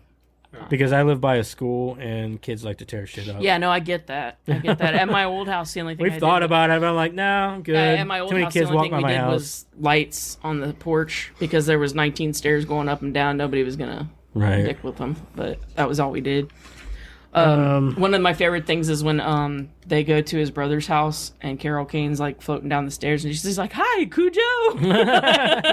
I love what she says. Oh yeah, with the dog who's barking at him. The brother's wife, that is the lady. She was on Grey's Anatomy, and then she had her own show. She was in a lot of different shows. She was in a lot of shit. She was in Umbrella Academy. First couple seasons, and then she was in some old shows that I used to watch. I think she was in Just Shoot Me was the first place I ever. Yeah, she was she's everywhere now. If you she's done movies, TV shows, and it's so weird seeing her from '88. I'm like, God, she didn't even look that old in Grey's Anatomy and stuff. I'm like, so how old is this lady? Because she looks like she could almost be in her 30s in this movie. Yeah, I've seen her in other movies lately. Yeah. I don't remember which movies they were, but I remember who she is. I don't remember her name or anything, but like I said, yeah, I've seen her. She still looks pretty. Yeah, she still looks like she don't look as old as I think she is now. Because seeing her in this, I'm like, she had to have at least be in her mid to late 20s. Mm-hmm. So imagine now she would have to be in probably her 60s. You know what I mean? Almost her 60s. She should have to be. Yeah. So but she don't look like she could be in her 60s. Maybe I'll give her early 50s. Yeah. So it's just weird. I'm like, God damn, because I almost did. I didn't recognize her. I don't think I've ever seen her in anything else. Oh yeah. I'm sure you have.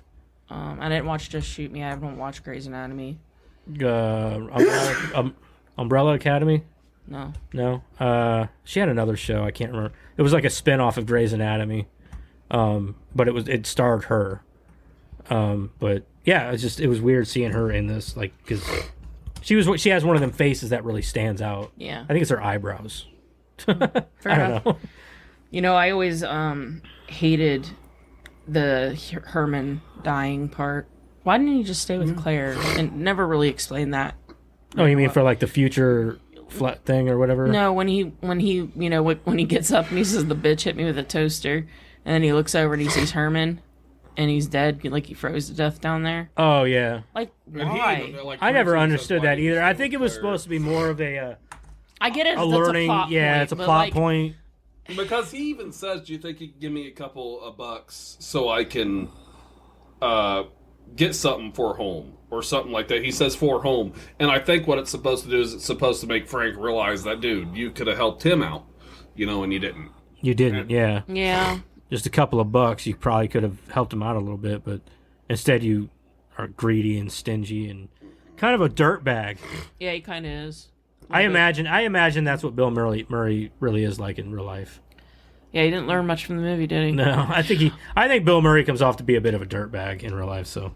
Well, yeah, I mean that's That's very well established. Yeah, that's true. I guess he is in some hot water right now. Well, I mean, even before that, I mean, like, whenever this stuff started coming out, and I'm not saying that it's okay. No, all I'm saying is that this shouldn't surprise anyone. No, it really shouldn't. With a lot of them old actors and comedians, you know what's really you had funny, that. though? So with the way Bruce Campbell is, I've heard that he is actually a douche in real life. I heard he's an asshole. Yeah, but he has never ever been a. He has never. There's a been difference between being an asshole and being accused of some of the things. Yeah, he's being like something. Of. Like he's an asshole in the sense that like he's like go fuck off. You know what I mean? Like that's the kind of person that Bruce Campbell is. Whereas Bill Murray is like physically and mentally an asshole. Like he's apparently there's some sexual harassment stuff going on, and you heard about the Seth Green thing where he picked him up literally by his feet and put him in a fucking trash can. A 9-year-old child and put him in a trash can. Yeah. Like he's just an asshole. He was sitting in a seat that he wanted to sit in. Yeah, because he's an asshole. He's just a fucck asshole. Yeah. So and same as Chevy Chase, they were assholes. You know, I like. I really will say like I like Bruce Campbell as Sam in that show. In Burn Notice. Oh, in Burn Notice, yeah. I like the role that he does as Sam. Yeah, he's good. I actually want to make the next time I'm asked to make a character for a game, I want to name my character Chuck Finley. That's funny. It kind of makes me laugh because right before that, he goes from thinking that Grace needs a raise because they were just in his house with to firing her, and then he goes to like thinking that he's gonna fire her because she gave his brother a VCR, and then he drops down into the sewer and sees Herman, and it's like, dude, are you learning nothing? Like as you're going through this, like holy shit. I will say that like they went with a very classic Scrooge story with this. Well, yeah, I mean that's which that was the idea because back then, obviously. Mm-hmm. But like I said, I just watched Spirited, and they kind of shy away from that a little bit. They do, but they give the ghosts more purpose, which is really cool. But because I watched Spirited the day before I watched Scrooged. And so I was kind of able to compare. You got a double dose, kind of. Yeah, a little bit. So I kind of was able to compare the two a little bit. And I hate to say it, but I think Spirited did it in a funnier, more fun way. What? God damn, dude. What? You want to go? Where are we going? We're going right here. I'll knock you out. No, you won't. Colder than crap. No, you won't. 2 hits. Me hitting you and you hitting the ground. Oh god, that's like the most 80s. Like, oh my god. I just remember my dad saying it. I only heard that in like 80s movies. Like, right. You know? Yeah. My dad would always say 2.2. That's what you got. 2.2 what? 2.2 seconds. Like you couldn't even get over here that fast. Well, here. You know what, Joseph? I came here to do two things: chew bubble gum and kick butt, and I'm all out of gum. Oh Lord. All right, so anyway, back to my point. Sorry, that was a tangent. Yeah, wow. Anyway. So, I don't even remember where the fuck I was going with this. Spirited was better. In a sense. Hold on now.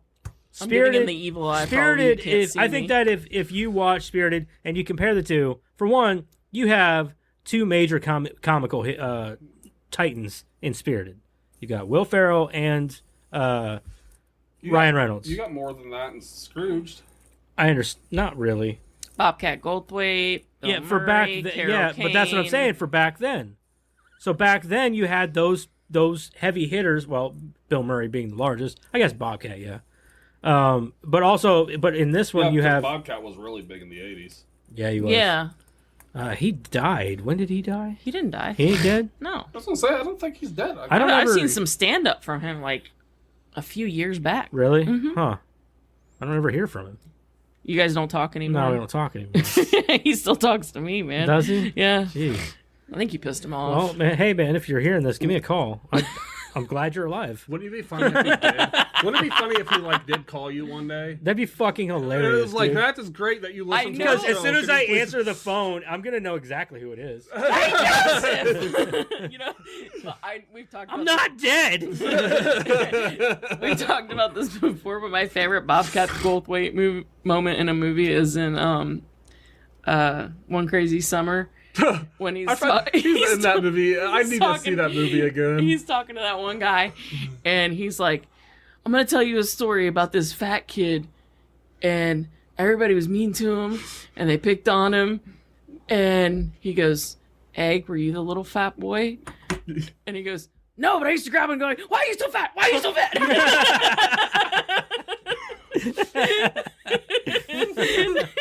I love that part. It cracks me up so much. Anyway, that's off topic. I do miss him. I need to watch Police Academy, man. I do. Remember the shower scene? He's walking up with the shampoo and it looks like a knife. Oh yeah. And the guy like grabs the shower curtain. Ah! Yeah. Oh, I love Police Academy, man. Anyway. Police Academy's a shit, especially the first couple of them. I think that was the third, wasn't it? Citizens on Patrol. I think it was. Yeah, Third it or might have fourth. been. Yeah, they're all good, I guess. They all. There's a time when It's been so hits the long ground. since I've seen them all, though, that they all kind of like tie in together. What was the for one me. where they glued the What was that one? The bullhorn- the bullhorn bullhorn? thing and it Wait, glued to his you mouth? remember the one scene where the girl? I think that was one or two. The girl. Maybe. Maybe I don't remember. No, It's definitely a sequel. It's not one though. No. Remember one where the girl jumps in with she's got the big old boobs, and she jumps in the pool and she's like, "Okay, now who wants to come in?" Is she the ditzy? Is she the yeah? She's Yeah, the ditzy one. the blonde cop that she's real strict and stuff. But Oh she's, yeah, Yeah. she's the mean one. Yeah. Like the hardcore one. Yeah. and she's in love with the Asian guy. Yeah.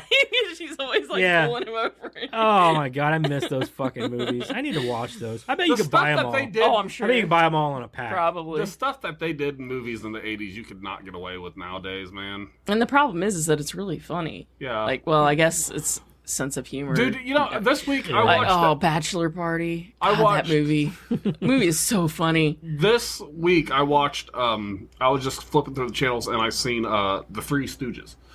So I decided to stop and watch the Three Stooges because I've never really watched That shit the was whole funny. Three Stooges. That stuff, it was the first thing in a long time that made me laugh. It's actually really funny It is humor. really It is really funny. funny. I mean, yeah, don't get me wrong, it's very physical humor, but Yeah. dude, it is funny. Like some of that old stuff, like I was up because I have a Marilyn Monroe collection. I love Marilyn Monroe movies, and I have in a separate movie. It was on DVD. It was a special edition though. Some Like It Hot.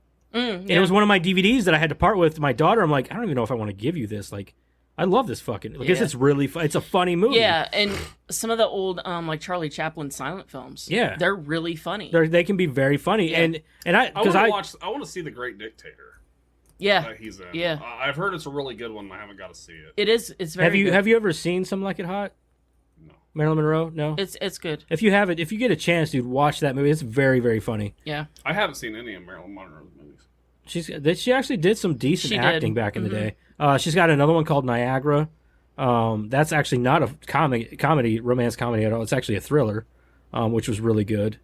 But no, Some Like It Hot and Gentlemen Prefer Blondes. And I then think she looked better when she was around. what was it called? The 7-Year Itch. Yeah. 7-Year Itch. That was one of her more Big, famous big one. ones Yeah. because of the whole. I always like. dress I'm like scene. you. I always like Some Like It Hot better. I love was Some always Like my It Hot. favorite. That movie's hilarious. I love that movie. But yeah. So anyway, sorry. Yeah, sorry. Kind of went off topic. But did you guys notice that when at the end when he's talking, he says that he loves Claire and stuff, like she gets there like immediately. Well, yeah. He asked her which floor. What? The taxi. The taxi driver. He asked which floor. It was the ghost from. It was the 1st ghost. Whenever she hopped in well, taxi. see, I didn't think. She's like, "Can you get me to the building?" Blah blah blah. He's like, "Yeah, which floor?" I didn't think he like did that though. Why I didn't wouldn't think he? like because then she's going, hey, this happened. Maybe he wiped her Memory. He's just Men in Black now. Okay. You've been Men in Black. He's a ghost. He can do whatever the fuck he wants. I didn't think about that then, I guess. But also, the guys with the little Pet Shop of Horrors reference, I'm pretty sure you guys caught that. Yeah, I caught that. Oh, yeah. Feed me. See, I didn't understand that. He was in. I know he was in it, but he I was didn't. the voice of the flower. No, he was in it. He was the crazy guy in the dentist. He was the one that liked He it. was actually Jack Nicholson's character from the original. Yeah. I forgot that was the part. I listened to that song so many times, the Dan Aykroyd one. The be a dentist. That's Steve Martin, dear. Oh, Steve Martin. Yeah. Steve Martin plays the dentist. Yeah, Steve Martin. Either way, those are two completely different Dan people. Aykroyd's in it though too, isn't he? No. John Candy is. Yeah. He plays the radio. Host. John Candy's the radio host. Steve Martin's the dentist. Rick Moranis is Seymour. Mm-hmm. What's her face? I don't know. You guys went and saw Jessica's play, right? Yeah. I gotta say, the kid that I don't know which one you watched, because I know they had two different kids in there playing. We went Friday. See, I think that was a different crew. But the kid who played the dentist, whenever we went to watch it, did a really good job. They all did amazing. I think I agree. Every single one of them. Yeah, they did great. What did they do a play of? Little Shop of Horrors. Yeah. It was amazing. Down at the theater. Yeah, it was amazing. Jessica was in it. Yeah, it was very Well, good. I figured that when you said, "Did you guys see Jessica's play?" Yeah, she was. Answered, no, I didn't. She was the radio. She was. She had a few roles in that one. I want them to know I'm here. Yeah, they know you're here, Matt. She had a few different roles. She had I think she was the radio announcer, wasn't she? No. She was the magazine. I can never remember her name. The magazine. She did the open lady. She did the open opening, dialogue. Yeah, she or did the whatever. opening Did you guys ever dialogue in there. You guys ever see the alternate ending of that? Yeah, where the plants take over the world. That's the ending they went with. That's the ending they went with at the play. Yeah. Okay, It's actually that's actually the ending to the play in originally on Broadway. But they the original story is actually a horror movie. You ever seen the horror movie? No. The horror movie is actually very good. The black and white one? Yep. Yeah. That's the original story, and it's actually terrifying. It's not a musical at all. No, it's not a musical. It's not. Don't get me wrong. It's got its campy moments. I mean, come the fuck on. It's in black and white, and it was made for like $20. Give them a break. But Jack Nicholson is in it as Bill Murray's character from the. But come on. The ending to that first one is terrifying. Yeah. Like, you're not expecting it. You don't see it coming, and then when it happens, you're like, "Oh shit!" Essentially, everybody dies. Well, not just that. The blooms. Yeah. Yeah.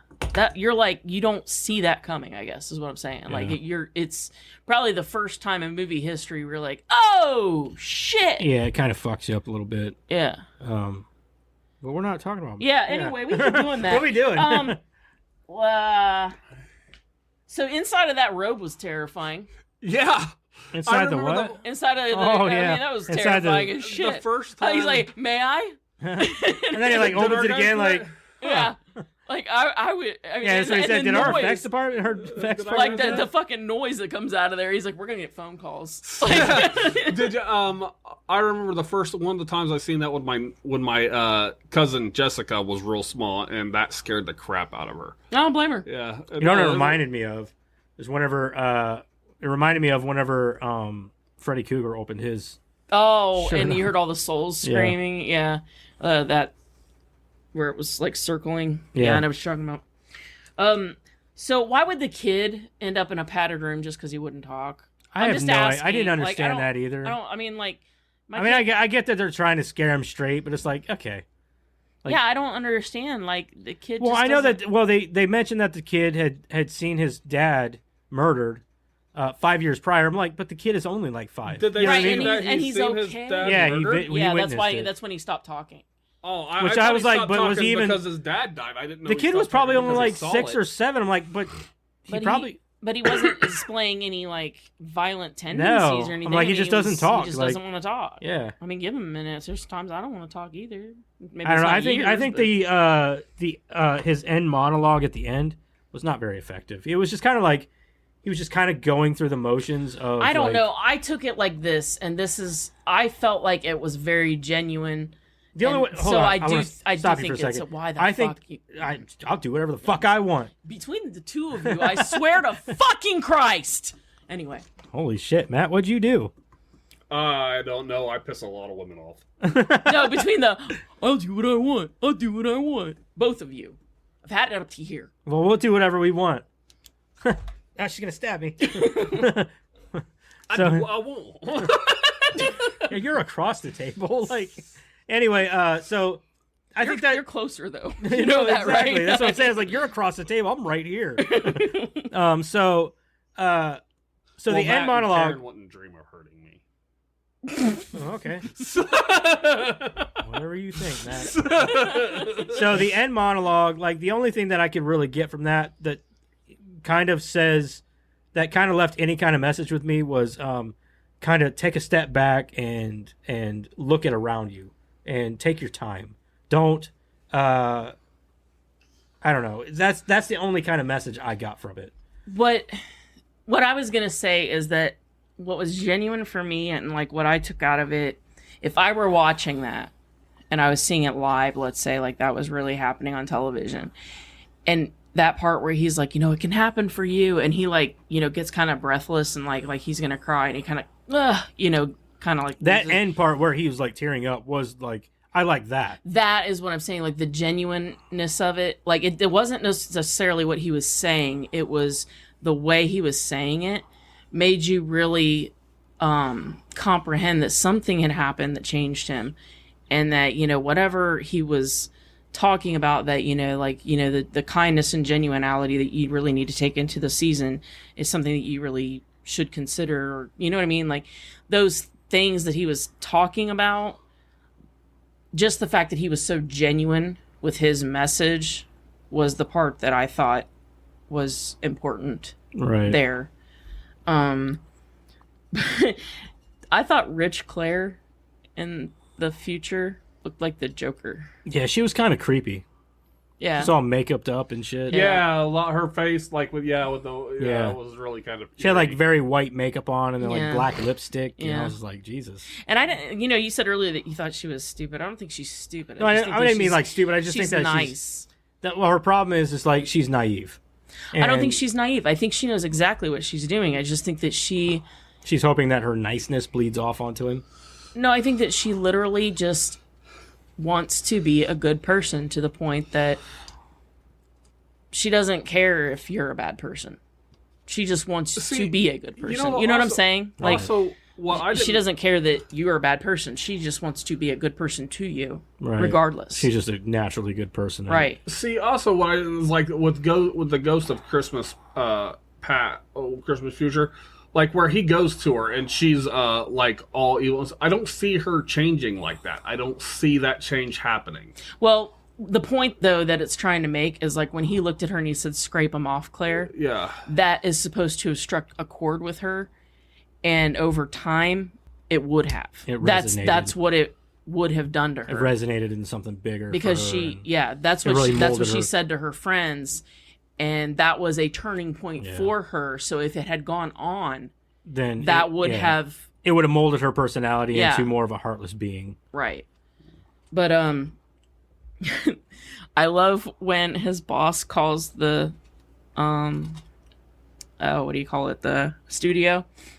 And he's like, "I want to talk to Bryce Cummings." And he's like, "Well, he's a little tied up right now." Yeah. And then he's like, "In fact, he just called you a flatulating butthead." That's what I giggled at that. I looked back. Oh, butthead. Yeah, I looked back at Chris and I'm like, he called him a flatulating butthead. Yeah. And then he's like, yeah. And then he's like, you. Yeah, he's like, he's got some feelings for you. He's never felt that way about a man before. And he kicks his cat. Yeah, he did kick the cat. And okay, one last thing about his epilogue there. Also, I just want to say one thing about the boss. You are an arrogant piece of crap if you bring your own silverware. No shit. I was gonna say that. He pulls it out and he's like, I think I even rolled it. Yeah, who brings their own silverware? Gold to boot. Yeah. I mean, but when just he tastes said, better off of gold. The one thing that resonated with me, and I was trying to explained this to you when we were talking about you didn't really care for Christmas, but this is what Christmas means to me, and this is why I love Christmas. We are the people that we always hoped we would be at Christmas time. But you just have to continue to do it. Right. But it's so much easier to be that person. I understood that part because he said be the person that you hoped you always would be, and then just after that, keep doing it. Right. Day after that, keep doing it. That's the part that's always resonated with me every time I've watched that movie. Because people, and he's not wrong, because essentially what he's saying is, yeah, people are good on Christmas. Right. But what about the rest of the year? But right. That's why I'm not so big on Christmas, because I try to do that all year round. Right, and I get that. I'm just saying that, like, the one Dude, thing you just threatened to beat me up. Yeah, but you know I'm not really going to beat you up. I know, but still. The one thing Dick, that I you hurt my feelers. You don't got feelings. I said feelers, not feelings. Feelers are my fingertips. Well, I'll rip those off and beat you with those. You're going to beat me with my own fingers? You said fillers. They are kind of sausage-like. You probably... I got sausage fingers. I got sausage feelers. But I mean, I guess my point is like, you know, okay, Matt, that's fair. You know, you try to be a good person year round, and I do too, and you do too. But I'm saying that around Christmas time, you see it around you more. Yeah. And that's nice to see. It is nice. It is nice to see some people who are feel it in the world at that time. The funny thing is, some people around Christmas are like, you're just relieved that they're actually in a good mood. Mm-hmm. That spirits got into them a little bit. Right. Earlier this week, I did start feeling like I need to be a little bit more into Christmas, because I got grandkids and stuff. I like grandkids. Yes, I got grandkids. God damn, how old are you? Know? A vasectomy didn't take, did it? I guess not. Damn, I'd sue that doctor. Yeah. Like, my kids are like super kids now. My kids are already having kids. I had kids that are having kids.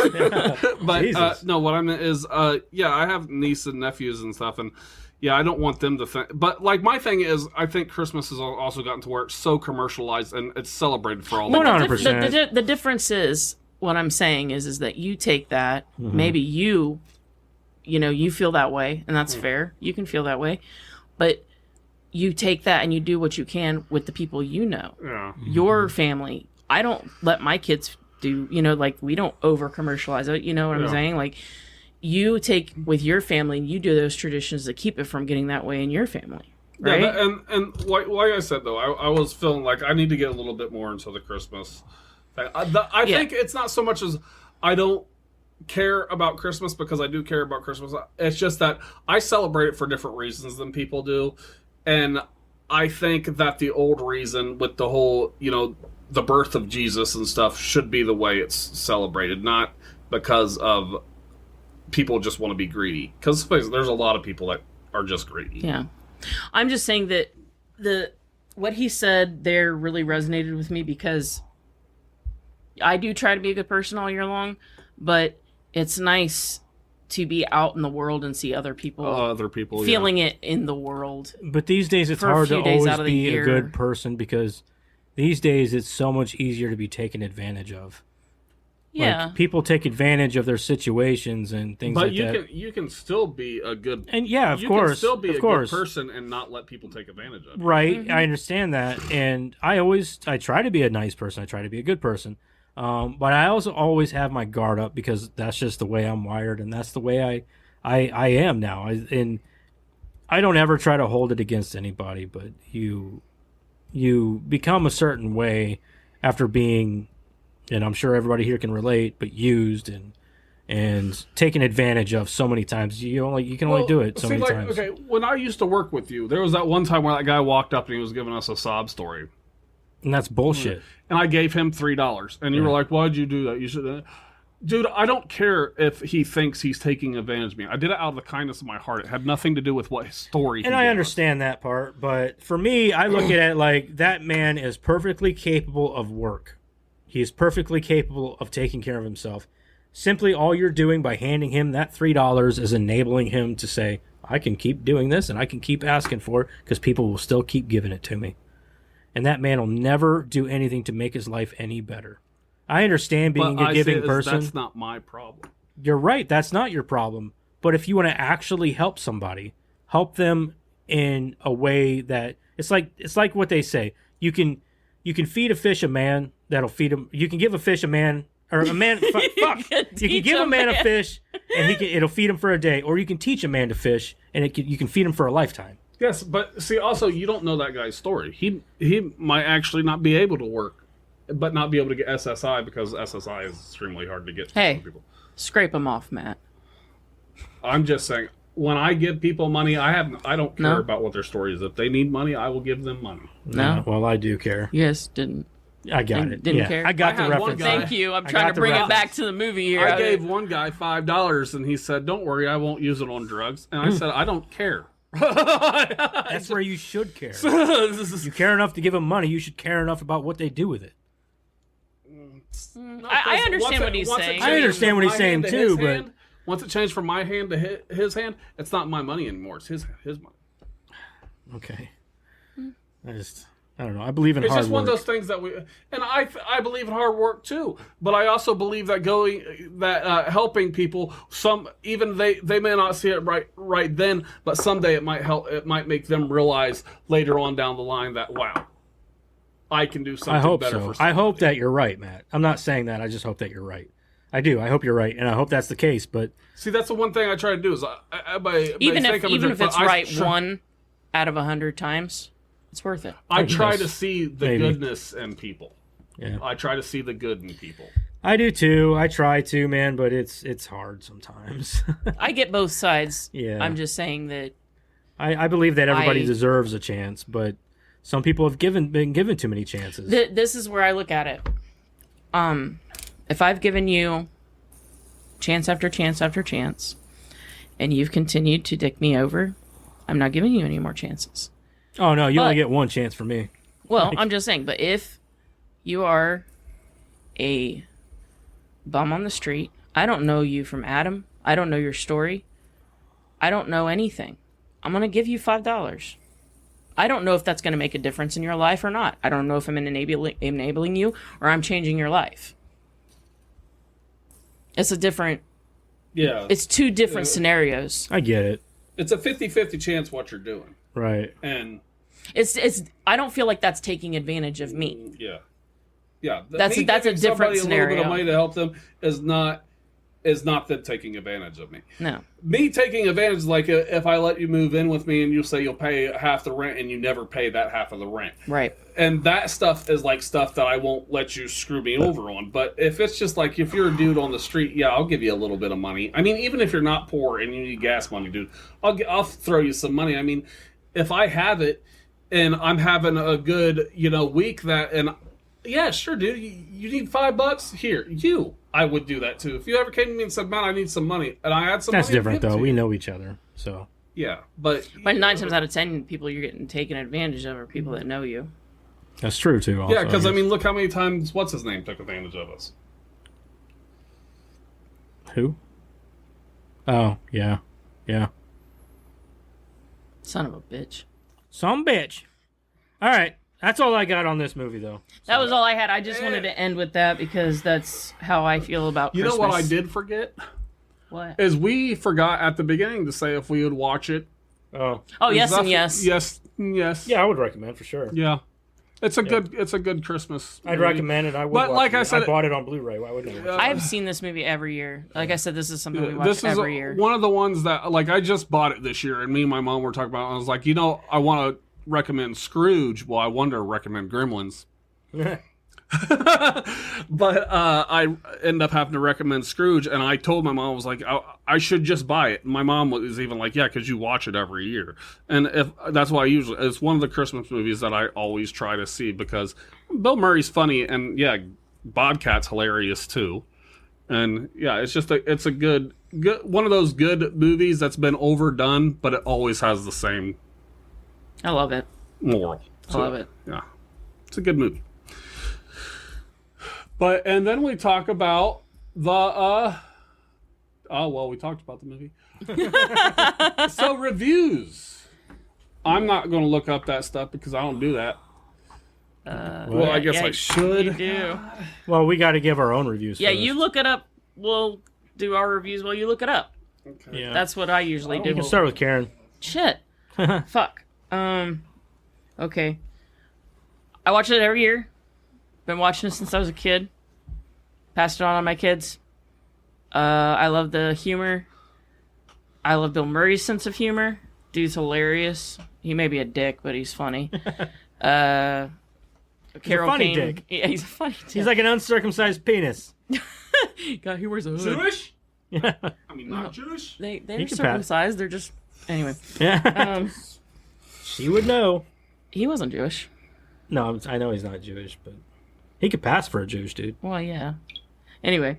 Yeah, so... I love the revamp of the story. The funny thing is I've never actually seen the original story. Like, I think I watched it in school, like, one time, but I don't think I watched it, like, all the way. I think I kind of, like, I don't know, didn't pay attention or something. It was boring to me. Right. So, this is really the only version of A Christmas Carol that I know. And, so I guess for that, it's important to me. And I love the part at the end when he's like, you know, doing his little epilogue thing. And it's because of the emotion and his voice and him talking to the crowd and stuff. It just seems so personal. How much coke do you think he had snorted on this set? Or I mean, like on this during this movie? I don't think he did. If he did, probably he was definitely doing coke back then. Not so much in the late 80s because of Belushi. They all kind of slowed down by then. So I don't know if him and Chevy Chase were like hardcore coke addicts. Yeah, but after Belushi, they all kind of calmed the fuck down. Anyway. Well, everybody back in that day was a hardcore coke addict, anyways. Most of them. Back in the 80s, man, coke was a big thing. So, yeah, I can't really talk about it much else because there's not really any, like, effects or anything. There's a little bit of practical effects. Not much. Yeah, but they're not meant to be great. You know what I mean? Yeah, like, right. you know, Carol Kane, she's flying around, but you can see the strings, and that's on purpose. You know what I mean? Like, same as, like, the death, essentially. Like, obviously, it's not great. Yeah. I will say, and I wrote this down, that the first ghost, not a ghost of future past, but like the ghost that tells him initially that he's going to be visited by three ghosts. His ex-boss. His old boss. I did like his prosthetics, and I liked his arm prosthetics and stuff. Like he looked dead. Yeah, I agree. That was very good. The makeup. Yeah, it looked good. The makeup was very good. So that part where they're like the golf ball and the mouse was crawling out of his head. Yeah. Like that actually kind of grossed me out a little bit. Did I was it? like, ew. Oh god. Yeah. Yeah, I kind of like Bill Murray's reaction too. He's like, Yeah, there's a lot of things to love about the movie, and honestly, I can't think of a lot of things to hate, other than some of the things that maybe we know now about Bill Murray, and you know, kind of does cast a small shadow. Yeah. But you can't really hate on so many of the other actors and what was accomplished with the movie. So I'm going 8. 8. I love this movie. All right. I'm going with the... Wait, do I need to... I can just tell the... I'm going with a 7. That's what I'm doing. I'm just telling the way I want to do it. That's all I got to say about that. Just a 7? Yeah. I'm giving it a 7.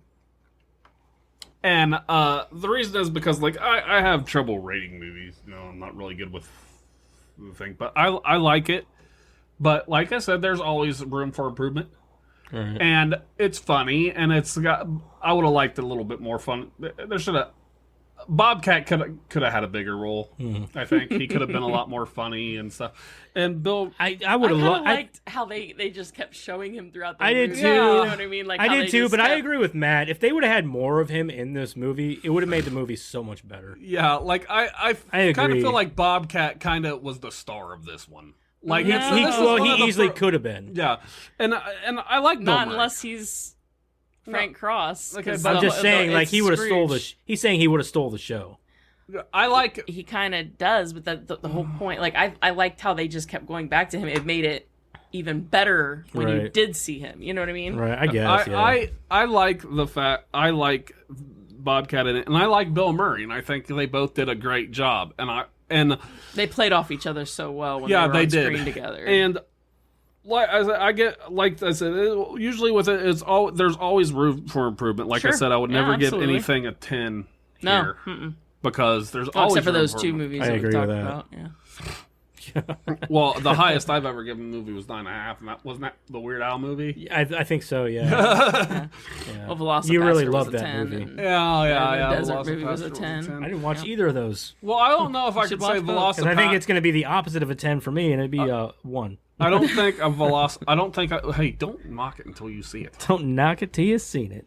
But Amazeballs. I don't think so much Velocipaster was a 10 for me. I think the 15? costume for Velocipaster You're going was 15? what. Yeah, I'm gonna go. No, I'm going 11. Oh, 11. It goes to The 11. dial It goes doesn't to go 11. that high. This one does.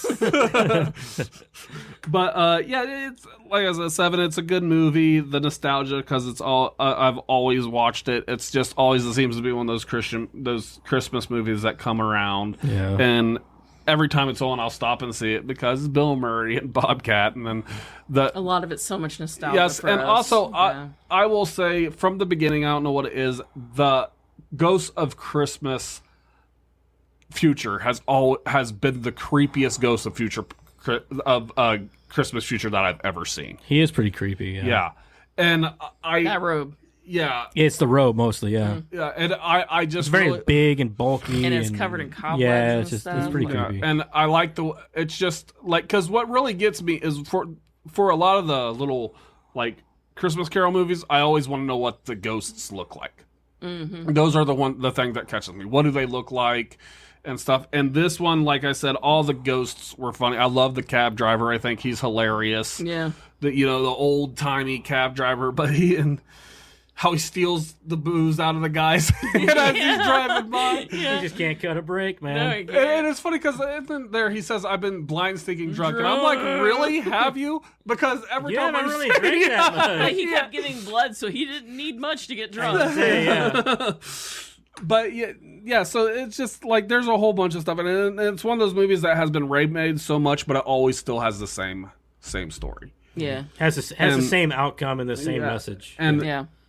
and yeah, it's just And it's hard to stick out when it's been remade so many times. Yeah. And this movie has stuck out and made a mark. 30, Yeah, years, 30 and you know, this- 35 years. Yeah. this is it's one of my. This one is if anybody goes, "Oh, you're going to watch a Christmas Carol make this year," which it's going to be Scrooged. Yep, I mean, every year. it's always. I gotta say, I think Shut up. Spirit is up there with me now, man. I really enjoyed that movie. Yeah, nobody But cares. yeah, I think I gotta watch it. I think it's one of the best you know what I mean. You guys- Adaptations. The Gotcha. people that I talk to are smart. They know what I'm talking about. He called you guys smart. Hear that? But yeah, and they know I'm not that smart, so they. No, I'm understand. saying you No. you gave them a compliment. Yeah. Ooh, I love everybody that listens to this show, There you go. no matter who you are, even if I don't really know you. Hey, man, love you. Aw. So sweet. But Matt's ready to give out mouth hugs. no. He's like, no, not quite. Just regular hugs. I'll Just give out regular regular hugs. hugs. If you really want a hug, like, come to me. I'll give you a hug. Mouth hug? Do you want a hug? Mouth hug. No, I don't want to give you a hug. But yeah, so yeah, 7, and like I said, all the nostalgia and stuff. It seems that a lot of movies that we watch here are nostalgia based. Here recently, but it's been Yeah, Christmas it's been and good. yeah. Halloween, Yeah. all that stuff. Yeah. Yeah. We're gonna get back into the real shit here. But I am saying Yeah. my next pick is gonna be horrible. Hold on now, I still got to do my review. I know. I'm just saying. Oh, Just expect my pick. I have a feeling my pick's gonna be like. I have a feeling that you guys won't be able to guess it, and you guys will think it's horrible. okay. Those Well, are we'll always get the there. best reviews, though. Yeah. That's Those are always the most Yeah, entertaining. and then, did you already gave yours? No, I haven't given mine yet. That's why I was like, you went from Karen to you, and I'm like, I guess we're just going this way. Okay. Well, I'm done with So mine, Joseph. my thing is I'm like these guys. I've been watching this movie since I was a kid. Bill Murray is I don't like Bill Murray as much as I did when I was a kid. Like he's more nostalgia for me now. I Like think if you it's- see his like you know so much. yeah, now like that it's- now. Well, it's not even like him. It's just like, I don't know, like seeing him in new movies and shit, like he doesn't have the same effect on me that he did back then. I don't think he cares anymore. Probably not. He's cashed in. Yeah. You know what I mean? But even then, like even watching his stuff, his old stuff now, I'm still like, yeah, he's okay, I guess. Take it back. I don't care what you think, dude. Like everybody's like, oh, Ghostbusters. Yeah, he was great in Ghostbusters. But like if you go back and rewatch it as an adult, you're like, he's not really that funny. Not as funny. Don't stop giving me that look. I got my opinions. Yeah, they suck though. Yeah, we need to fucking. You're entitled to your. Me and Karen need a wall between each other so she can stop giving me dirty ass looks. But I don't know. This is why they got cubicles and offices. So this is true. And partitions, so they're like. It's a good thing we don't have like a darts up here with that dartboard. You know what I mean? Fuck that, dude. That's plastic darts anyway. Oh, is it? Yeah. Oh, it's hard. I got real darts here. in my garage though. Do you? Yeah, we're not going there though. Oh. A lot of them too. Anyway, so. I don't know. I think that Bill Murray does a good job in this movie. He does a lot of rambling, which I don't like, but I'm still he waiting also to hear the next one. Like when? Shut up. When? Just shut up. Let me do my review, Karen. Let me do my review, man. Okay. So anyway, I think that a lot of the side players in this movie do more for me in the movie than Bill Murray does. I don't think Bill Murray does a bad job. I still think he's great. And I still think he is hilarious, especially back in the 80s, early 90s, all that stuff. But I just like everybody that plays off of him in this movie is so great. I love it. Like I said, the Ghost of Future or Ghost of Present or whatever. Carol Kane. Yeah, she was awesome. I loved her. She was just but the banter Let's between not fight anymore. Yeah.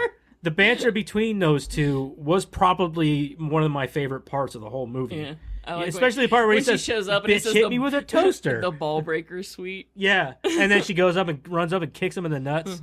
Like I just love it. Me in the I also like the punch in the face is my favorite one. Think of Misty Meadows. Misty Meadows.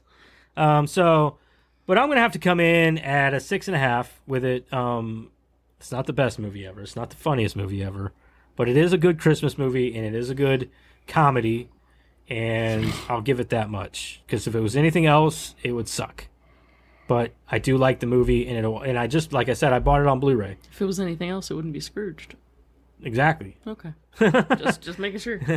So I'll give it a 6.5. It's the best I could do. I almost gave it a 6, but I was like, it deserves more than that. It's a classic, you know. So I'll give it a 6.5.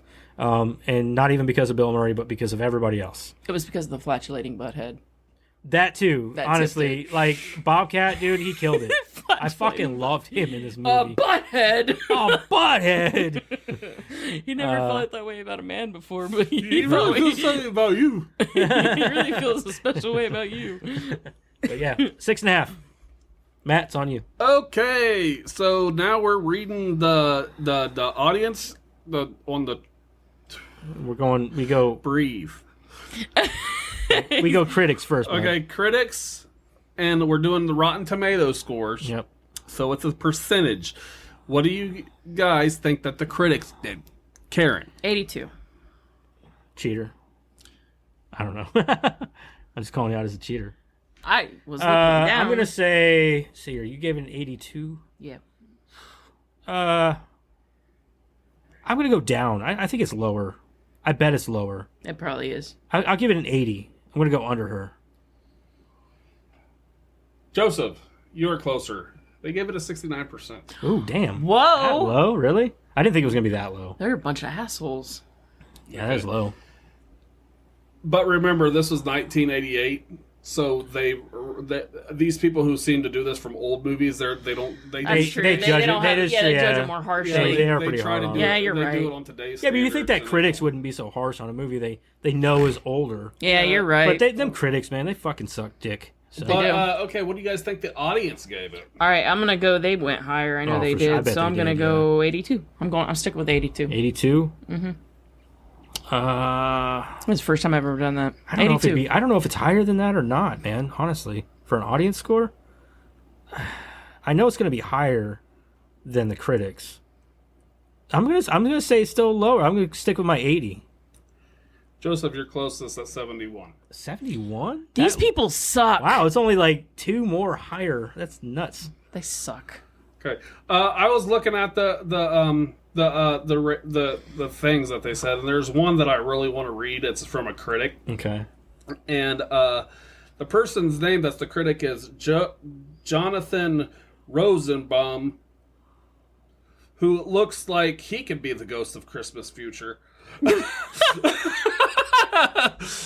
Okay. And this is one of the ones that it's the reason I want to read it is because he gave it a 1 out of 4, which I'm pretty sure reviews go up to 5. Is that what he said? 1 out of 4? Yeah, it's a rating 1 out of 4, and it's so chocked with big words that. So, like, give me a chance, because people who know me know I'm not a good reader. But Me not read so good. it says, tacky in the extreme. The self-congratulation 1988 film is an exercise in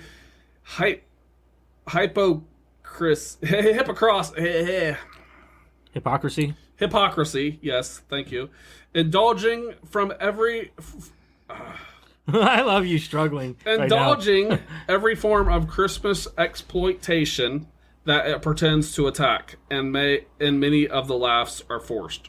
Wrong. And like I said, he looks like he could play the Ghost of Christmas Future. See, that's not accurate at all. He's just mad because they. I think it sounds like he's just trying to be a pretentious prick. Yeah, that's what a lot of them do. If they use big words, they're trying to be that's all it is. They're trying to sound smarter. Yeah, he's just trying to be I'm going to read dick. this other one because I've made a job out of reading more reviews than everybody else has. This one that's 3 out of 5 I really like because it's the little tomato instead of the splat, and it says Murray's doing what he does best. If you like that sort of thing. That's kind of funny, actually. Kind of accurate, too. Yeah, I mean, that's fair. If you like that kind of thing. That's what I liked about it. If you like that kind of thing. That's okay, fair. I mean, sure. that's a fair assessment. That is true, yeah.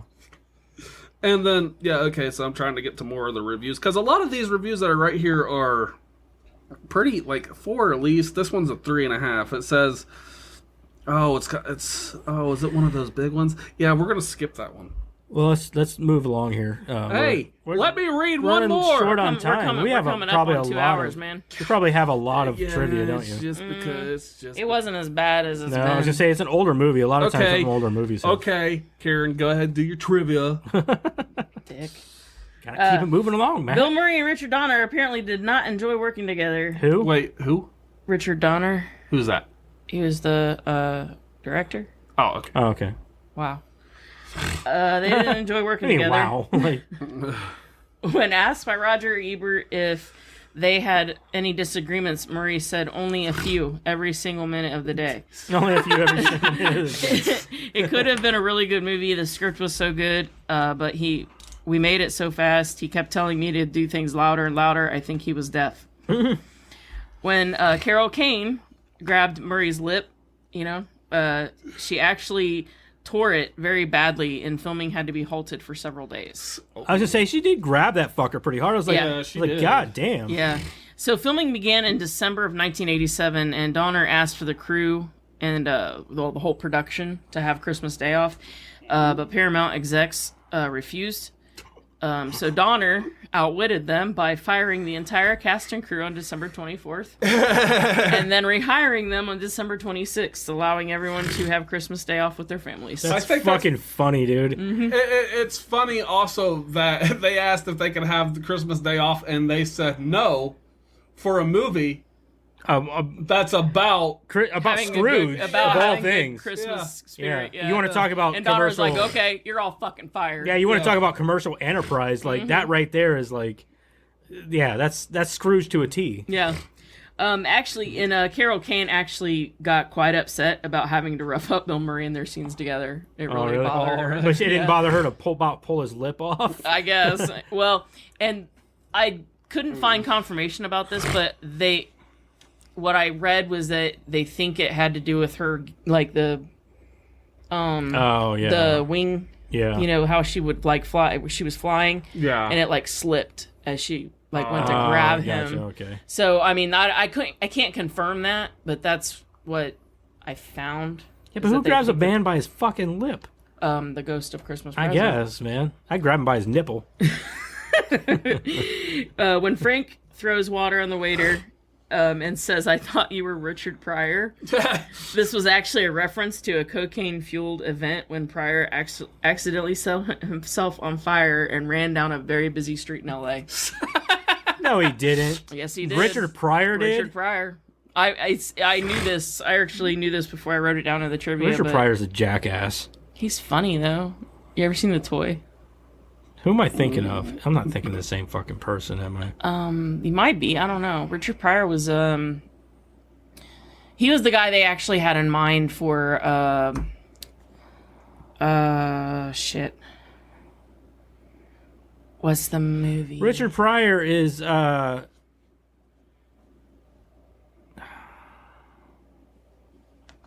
the fuck? Hold on, I'm gonna. He did a lot of stuff with Gene Wilder. He was supposed to have done the. Richard Pryor is the black he's not the black stand-up comedian, is he? Yeah. Yeah. Okay, I know who Richard Pryor It's funny is. when you say Richard Pryor. Is he the black stand-up comedian? Because there's so few. Well, of back them. then, he was like he was the biggest. He was like He was one of the biggest ones. he's one of the, he actually is one of the biggest comedic stand-ups in history. Yeah. Honestly. The guy that said you can hardly see them nipples. He ad-libbed that. He wasn't supposed to say anything. Yeah, you can hardly see them. He wasn't supposed to say anything. He just No, he should have. Yeah. that line made it so much better. Yeah. You know what would have been even funnier is if like they weren't even the whole conversation that was taking place wasn't even supposed to be about her nipples, but her nipples just happened to be out. Like they just kind of. They were just like, hold on a minute, like you know what I mean, Yeah, like, your and it just nipples kind of are made out. it into the movie. You Like know this how whole, embarrassing that would be as a girl. yeah, like You're oh my god, my nipples were out the whole time, and they Why left it didn't in the movie. anybody tell me? Yeah. All of Bill Murray's acting brothers appear in this film. Only time that's ever happened. I was gonna say there were a lot of Murrays in the credits. John, Joel, and Brian. John is James as his on-screen brother. Yeah. Brian plays his dad, and Joel was one of the guests at James's party, the one that was sitting there, and he was asking the questions when they were playing the game.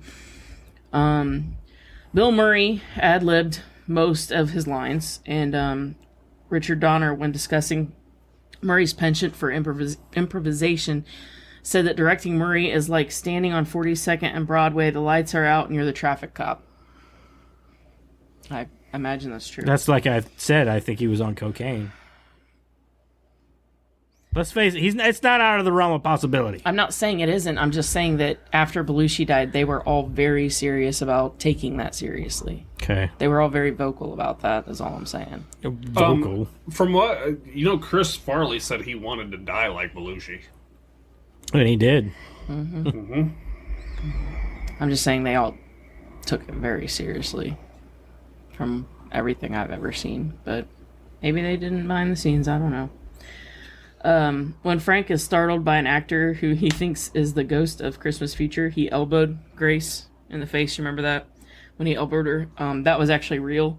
Oh, yeah? Bill Murray hit her by mistake, and they left it in because she said that, it made it more realistic, which it kind of did. I mean, Frank trying to get the audience to participate there at the end was entirely ad-libbed by Bill Murray.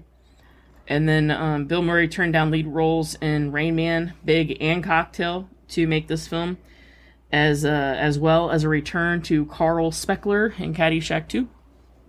So didn't he not like to do sequels anyways? Because Caddyshack 2 he would have probably done just because he liked Caddyshack so much, and Caddyshack was a favor to Harold, but Harold wasn't involved in Caddyshack 2, so I don't think he probably would have done it anyway. It wasn't as good anyway. It was terrible. He said, because I've seen he ad-libbed that entire movie, Caddyshack, because he wasn't even supposed to be in it. He just showed up one day and did that Dalai Lama story, and Harold was like, "Yeah, you should do that. You should be in my movie." Yeah. Yeah, but because I've heard him say he didn't. I remember one thing where he said, "I don't like to do sequels," and then he said, "I mean, I've done one, and look at it as Garfield." Yeah. I was like, "You did Ghostbusters too." Right. He's done more. A lot of actors are like that because they think that sometimes you can't recapture the magic of the first one. Sometimes the sequels are better. Sometimes, like Adam Sandler didn't do sequels. He never did a sequel until he did Grown Ups 2. Same as somebody else was like that. Never done a sequel. Have you ever watched the Grown Up movies? Yeah. Every time I pass one, I stop on it because I like the Grown Up movies. I think. Yeah, they're not bad. Kevin James, the first one was better. Sandler. The first one was better, but they're good. You guys will really like this. The GEM 134 minigun used by Lee Majors in the beginning of the movie was the same prop. Can you guess which movie? Predator? Yep. Used by Jesse Ventura. I did not even get to guess. That's awesome. But yeah, that's awesome. All of the films... That's the first movie that comes to mind whenever I think of minigun. That and Terminator 2. Yeah. All the time in the film's release that they talked about the VCRs, and like how big of a deal it was. I remember thinking to myself, like, why is that such a big deal? Even like when I was a kid, like, why is this such a big deal? We had a VCR. We weren't rich. But apparently at the time, a cost of a VCR, especially the ones that they had in the movie, was $500 to $1,500, depending on the brand or the kind. Damn, I was thinking like $100, $150. Came out. Yeah. That must have been like when they came out. Yeah. I know whenever like CD players were coming out and shit, they were like $300 to $400. Yeah, DVD like back in the 80s. Well, I'm talking about like CD players, and DVD players were the same way. They were fucking expensive. Yeah. That's why it would have been a big deal to get. Blu-ray players, when they first came out, were like $200-$300. Now you can pick them up for $50. Oh yeah. Following 9/11, the footage of the airplane blowing up in midair in the violent Scrooge promo was removed for a bit. I was gonna say I don't remember that in the Scrooge promo. Yeah, in the violent Scrooge promo. Yeah, it's in there. There's a plane that's taking off and it blows up. Yeah. I have to watch it. And the entire violent promotion is now edited out of the TV broadcast altogether. I believe that. That's all I got.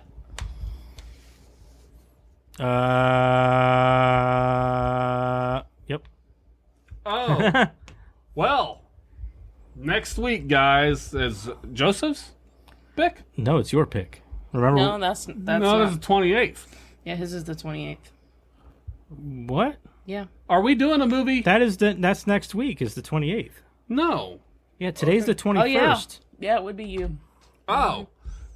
So next week would be our final pick of the year. Yeah. Yep. Okay, so it's my movie then. Yeah. And if you guys don't know, I'm leaving. Yeah, they don't Sad news. Yeah. So I'm going to explain it. Okay. So Matt decided he wants to get more involved with church. So that involves going to church on Wednesday nights, which is when we do our podcast. So we were not able to work around the schedule, so he will be exiting the show. But he will definitely be back as a guest quite often. Right, Matt? Hopefully, yes. Okay. It depends. Like I said, things. So, but he's in, and that's fine. We're not upset. We're just, we will be finding. Disappointed. We are disappointed, but we will be finding a replacement to fill his space because it can't just be me and Karen because we don't like each other that much. Yeah, we need a third person in here, man. Let's face it, guys. I'm not. They need somebody else because I may be funny and stuff. Maybe. I don't know how you guys feel about it, but I'm not really a movie guy. So that doesn't matter. Okay. They can leave all the movie stuff up to me and Karen, but we still need a third person. Honestly, it's nice having that person who doesn't know as much. It's not just that. You have to have 3 people to bounce stuff off of. You can't just have 2 people going back and forth. It just doesn't. It's kind of. It makes for a dull conversation. Not with a reviewer, not with reviews. It makes for kind of a dull conversation. But we will have all that figured out next week because next week we're letting Matt choose the final movie of the year because it's his last episode. So because his church starts after the first of the year. So that being said, next week we will announce who his replacement will be, or honestly, we don't even know who his replacement might be because we might have to feel it out a little bit with some people, because we don't know yet. Honestly, not fully. We're gonna work it out though, and we have somebody in mind. We just don't know for sure yet. I think, right? I mean, we'll have to see how things work out. Yeah. Because it's all about chemistry here. Me, Matt, and Karen have been friends for years. And we get along well. We joke with each other, and we can get along. But if we don't have somebody on here which the person we have in mind, we think will do. He shouldn't be a problem, and I think he'll do great.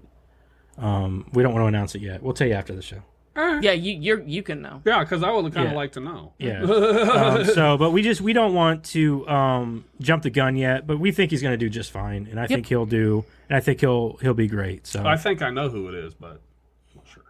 But so anyway, we're going to get into. So after we play our game, then we'll turn this off, and we can play another game, and you can guess. Yeah. But aside from that, I do want to say one last thing. It is 4 days before Christmas, and I just want to let everybody know that we're having a blast doing this with everybody, and we're getting close to the end of the year, and I hope that everybody has a great fucking Christmas, and I hope that everybody gets what they want, and I hope they give everybody something back in return, something, I don't know, just be kind, man. I also want to let you guys know. Bless us, everyone. I just want to make it known to let you guys know. If I could, like I said, we decided to try to see if we could work around a different day. Right? Yeah. But So it's not possible. Yeah. Yeah. With everybody else, it wasn't. Wednesday's perfect for us, so it works out. I don't want anybody to think that I'm quitting just because I'm not having fun with it. I love doing this. He hates us.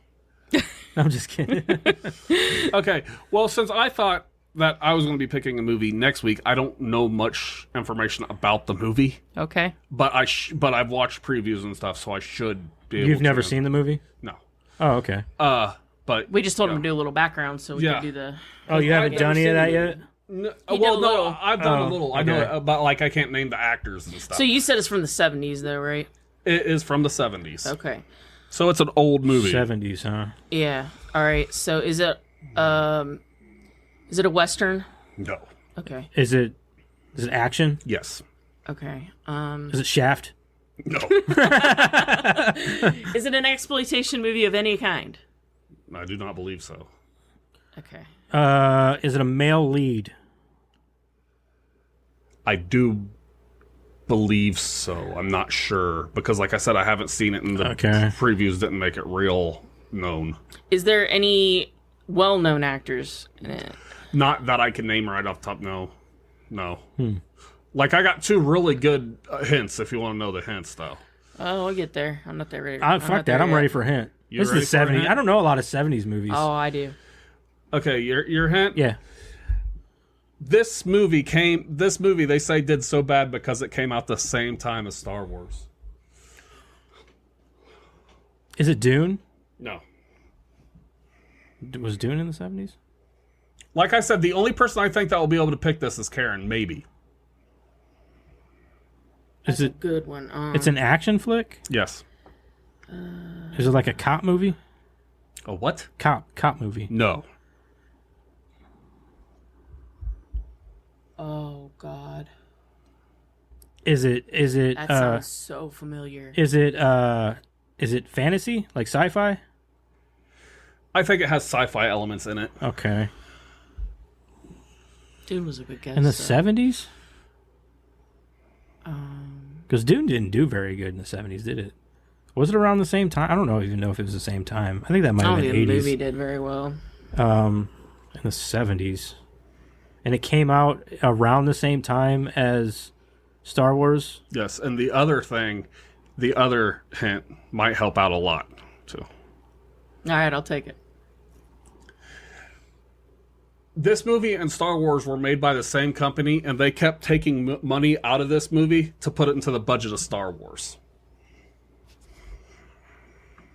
So they were taking money out of the production of this movie to put the money into Star Wars. He-Man. Nope.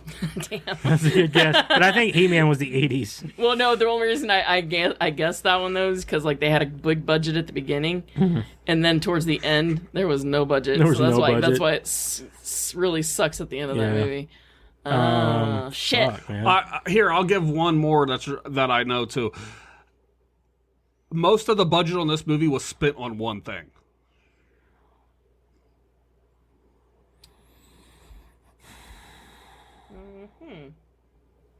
If I know this movie, when you say it, or when whatever happens, I'm gonna be so pissed. Because I do know quite a few 70s movies. Damn it. Is it Starman? No. I think it's Starman. Is it a Grindhouse movie? I do not believe so. Love Grindhouse movies.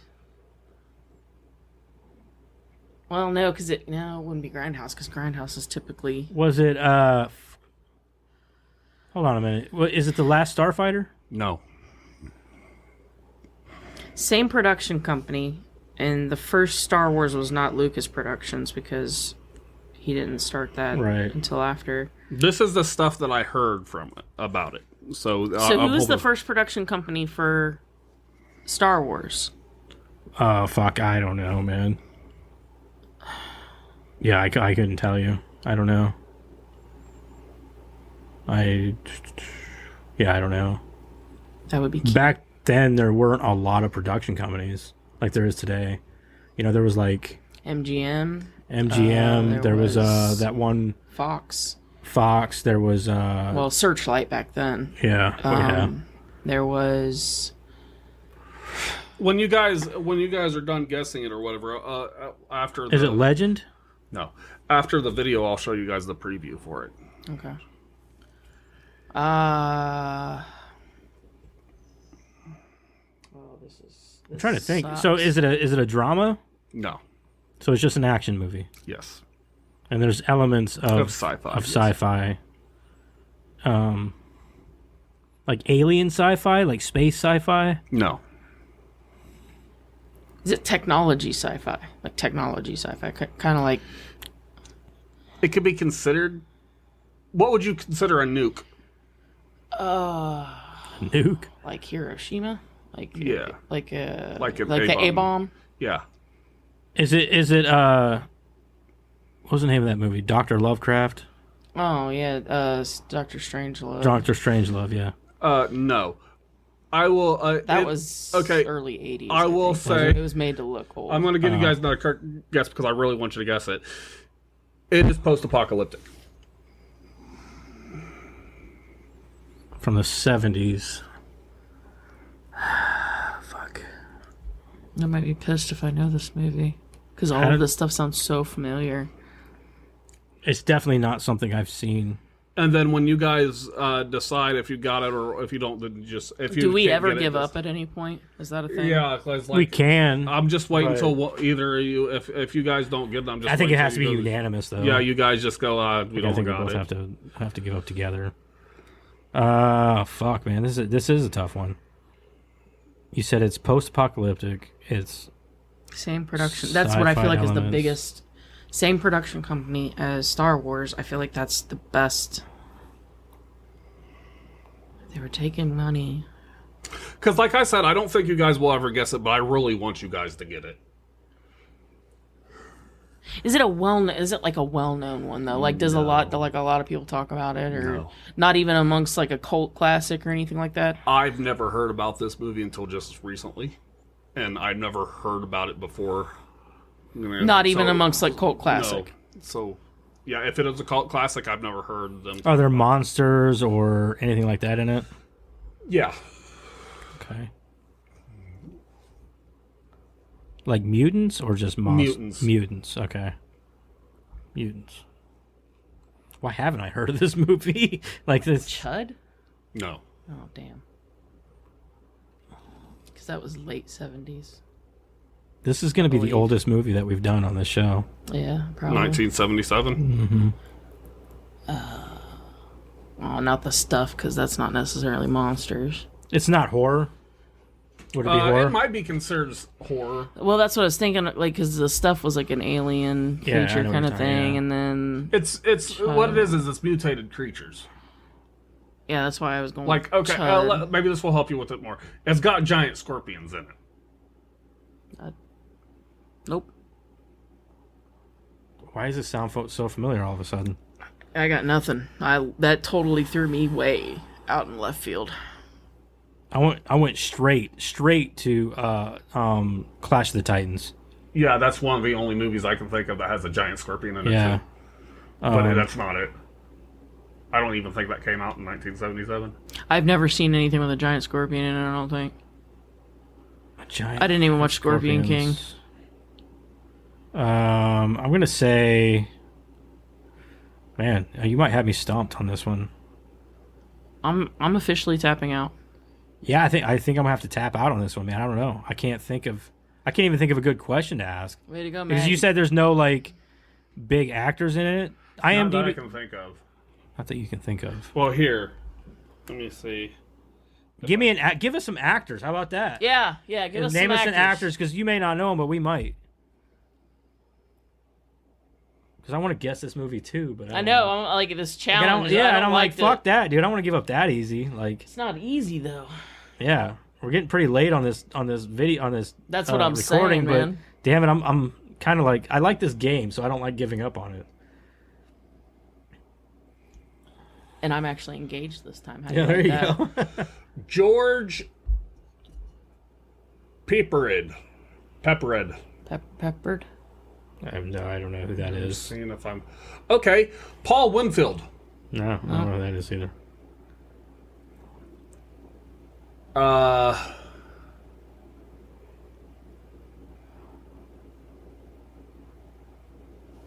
Let me see if I can get some more pictures of some people. It's not Crawl, is it? No. Seaman Glass. Mark L. Taylor. Interesting name. You're right. No, I don't know any of them people. You're right. Yeah, those are the only ones that I could see that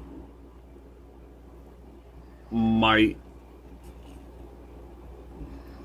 Yeah, hold on. Let's see if I can get this guy to.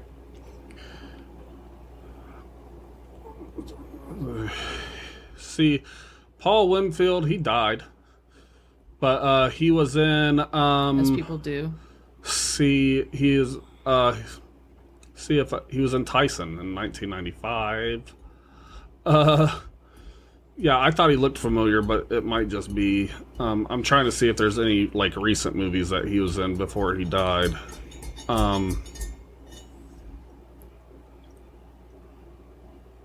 No, none of these movies are even movies that I think he even heard of here. Yeah, I'm stumped, man. I don't know. Okay, so you both gave up? Yeah, I'm gonna have to forfeit. Damnation Alley. I never would have never heard of it. Never heard of it. You're right, we never would have guessed that fucking movie. I will show you guys a preview afterwards, but it's Damnation Alley, and I do believe we can watch it on YouTube. There is how I found out about it was there was a guy doing a thing of it for YouTube, and that's how he told you it was him and this little girl. This it's not available on the streaming services. Sweet.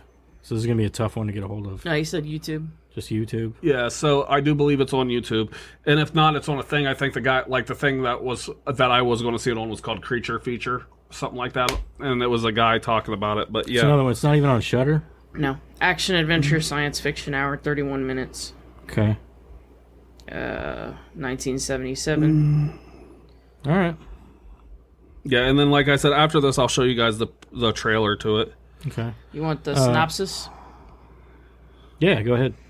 Following World War III, 4 survivors at a desert military installation attempt to drive across the desolate wasteland of America to Albany, where they hope more survivors are living, using especially built vehicles to protect themselves against the freakish weather, mutated plant and animal life, and other dangers encountered along the way. Okay, that does sound pretty baller. I do like that plot synopsis, I'll be honest. That does sound pretty sweet. Yeah, so... Yeah, but remember, when you watch it, don't get me too harsh on it. It is from 1977. Yeah, right. Oh, yeah. Yeah, we always take the year, it's dated and then into account. I also want to I always do whenever I watch something. I was going to watch you can't it. be a little harsh, though. Sometimes, even taking that consideration. I was going to... Sometimes. Like I told, I was going to watch it, but then I got 5 minutes in, and I was like, nah, I kind of want to watch this with the group. Do the whole movie review on it. Okay. So... Yeah. All right. Sounds good to me. Okay. So that is it then, and I hope everybody has a good Christmas and a good New Year, and be safe and cautious of other people. Well, we'll be here again before the New Year. Yeah. Well, but either way, they should still be safe. Merry Christmas. Merry Christmas. Okay, bye. And happy holidays, and happy Hanukkah, and. I think Happy Holidays covers. What's the other one? Feliz Navidad. That means Merry Christmas and Happy Hanukkah. He I said said Happy Happy Hanukkah. What's the one that's I think it's big in Happy Africa? Kwanzaa. Yeah, Kwanzaa. Yeah. Kwanzaa, that's the one. That's what I was about to say. Okay. Yeah, smart stuff. Okay. Happy holidays, Merry Christmas, and bye. Okay, bye. Bye.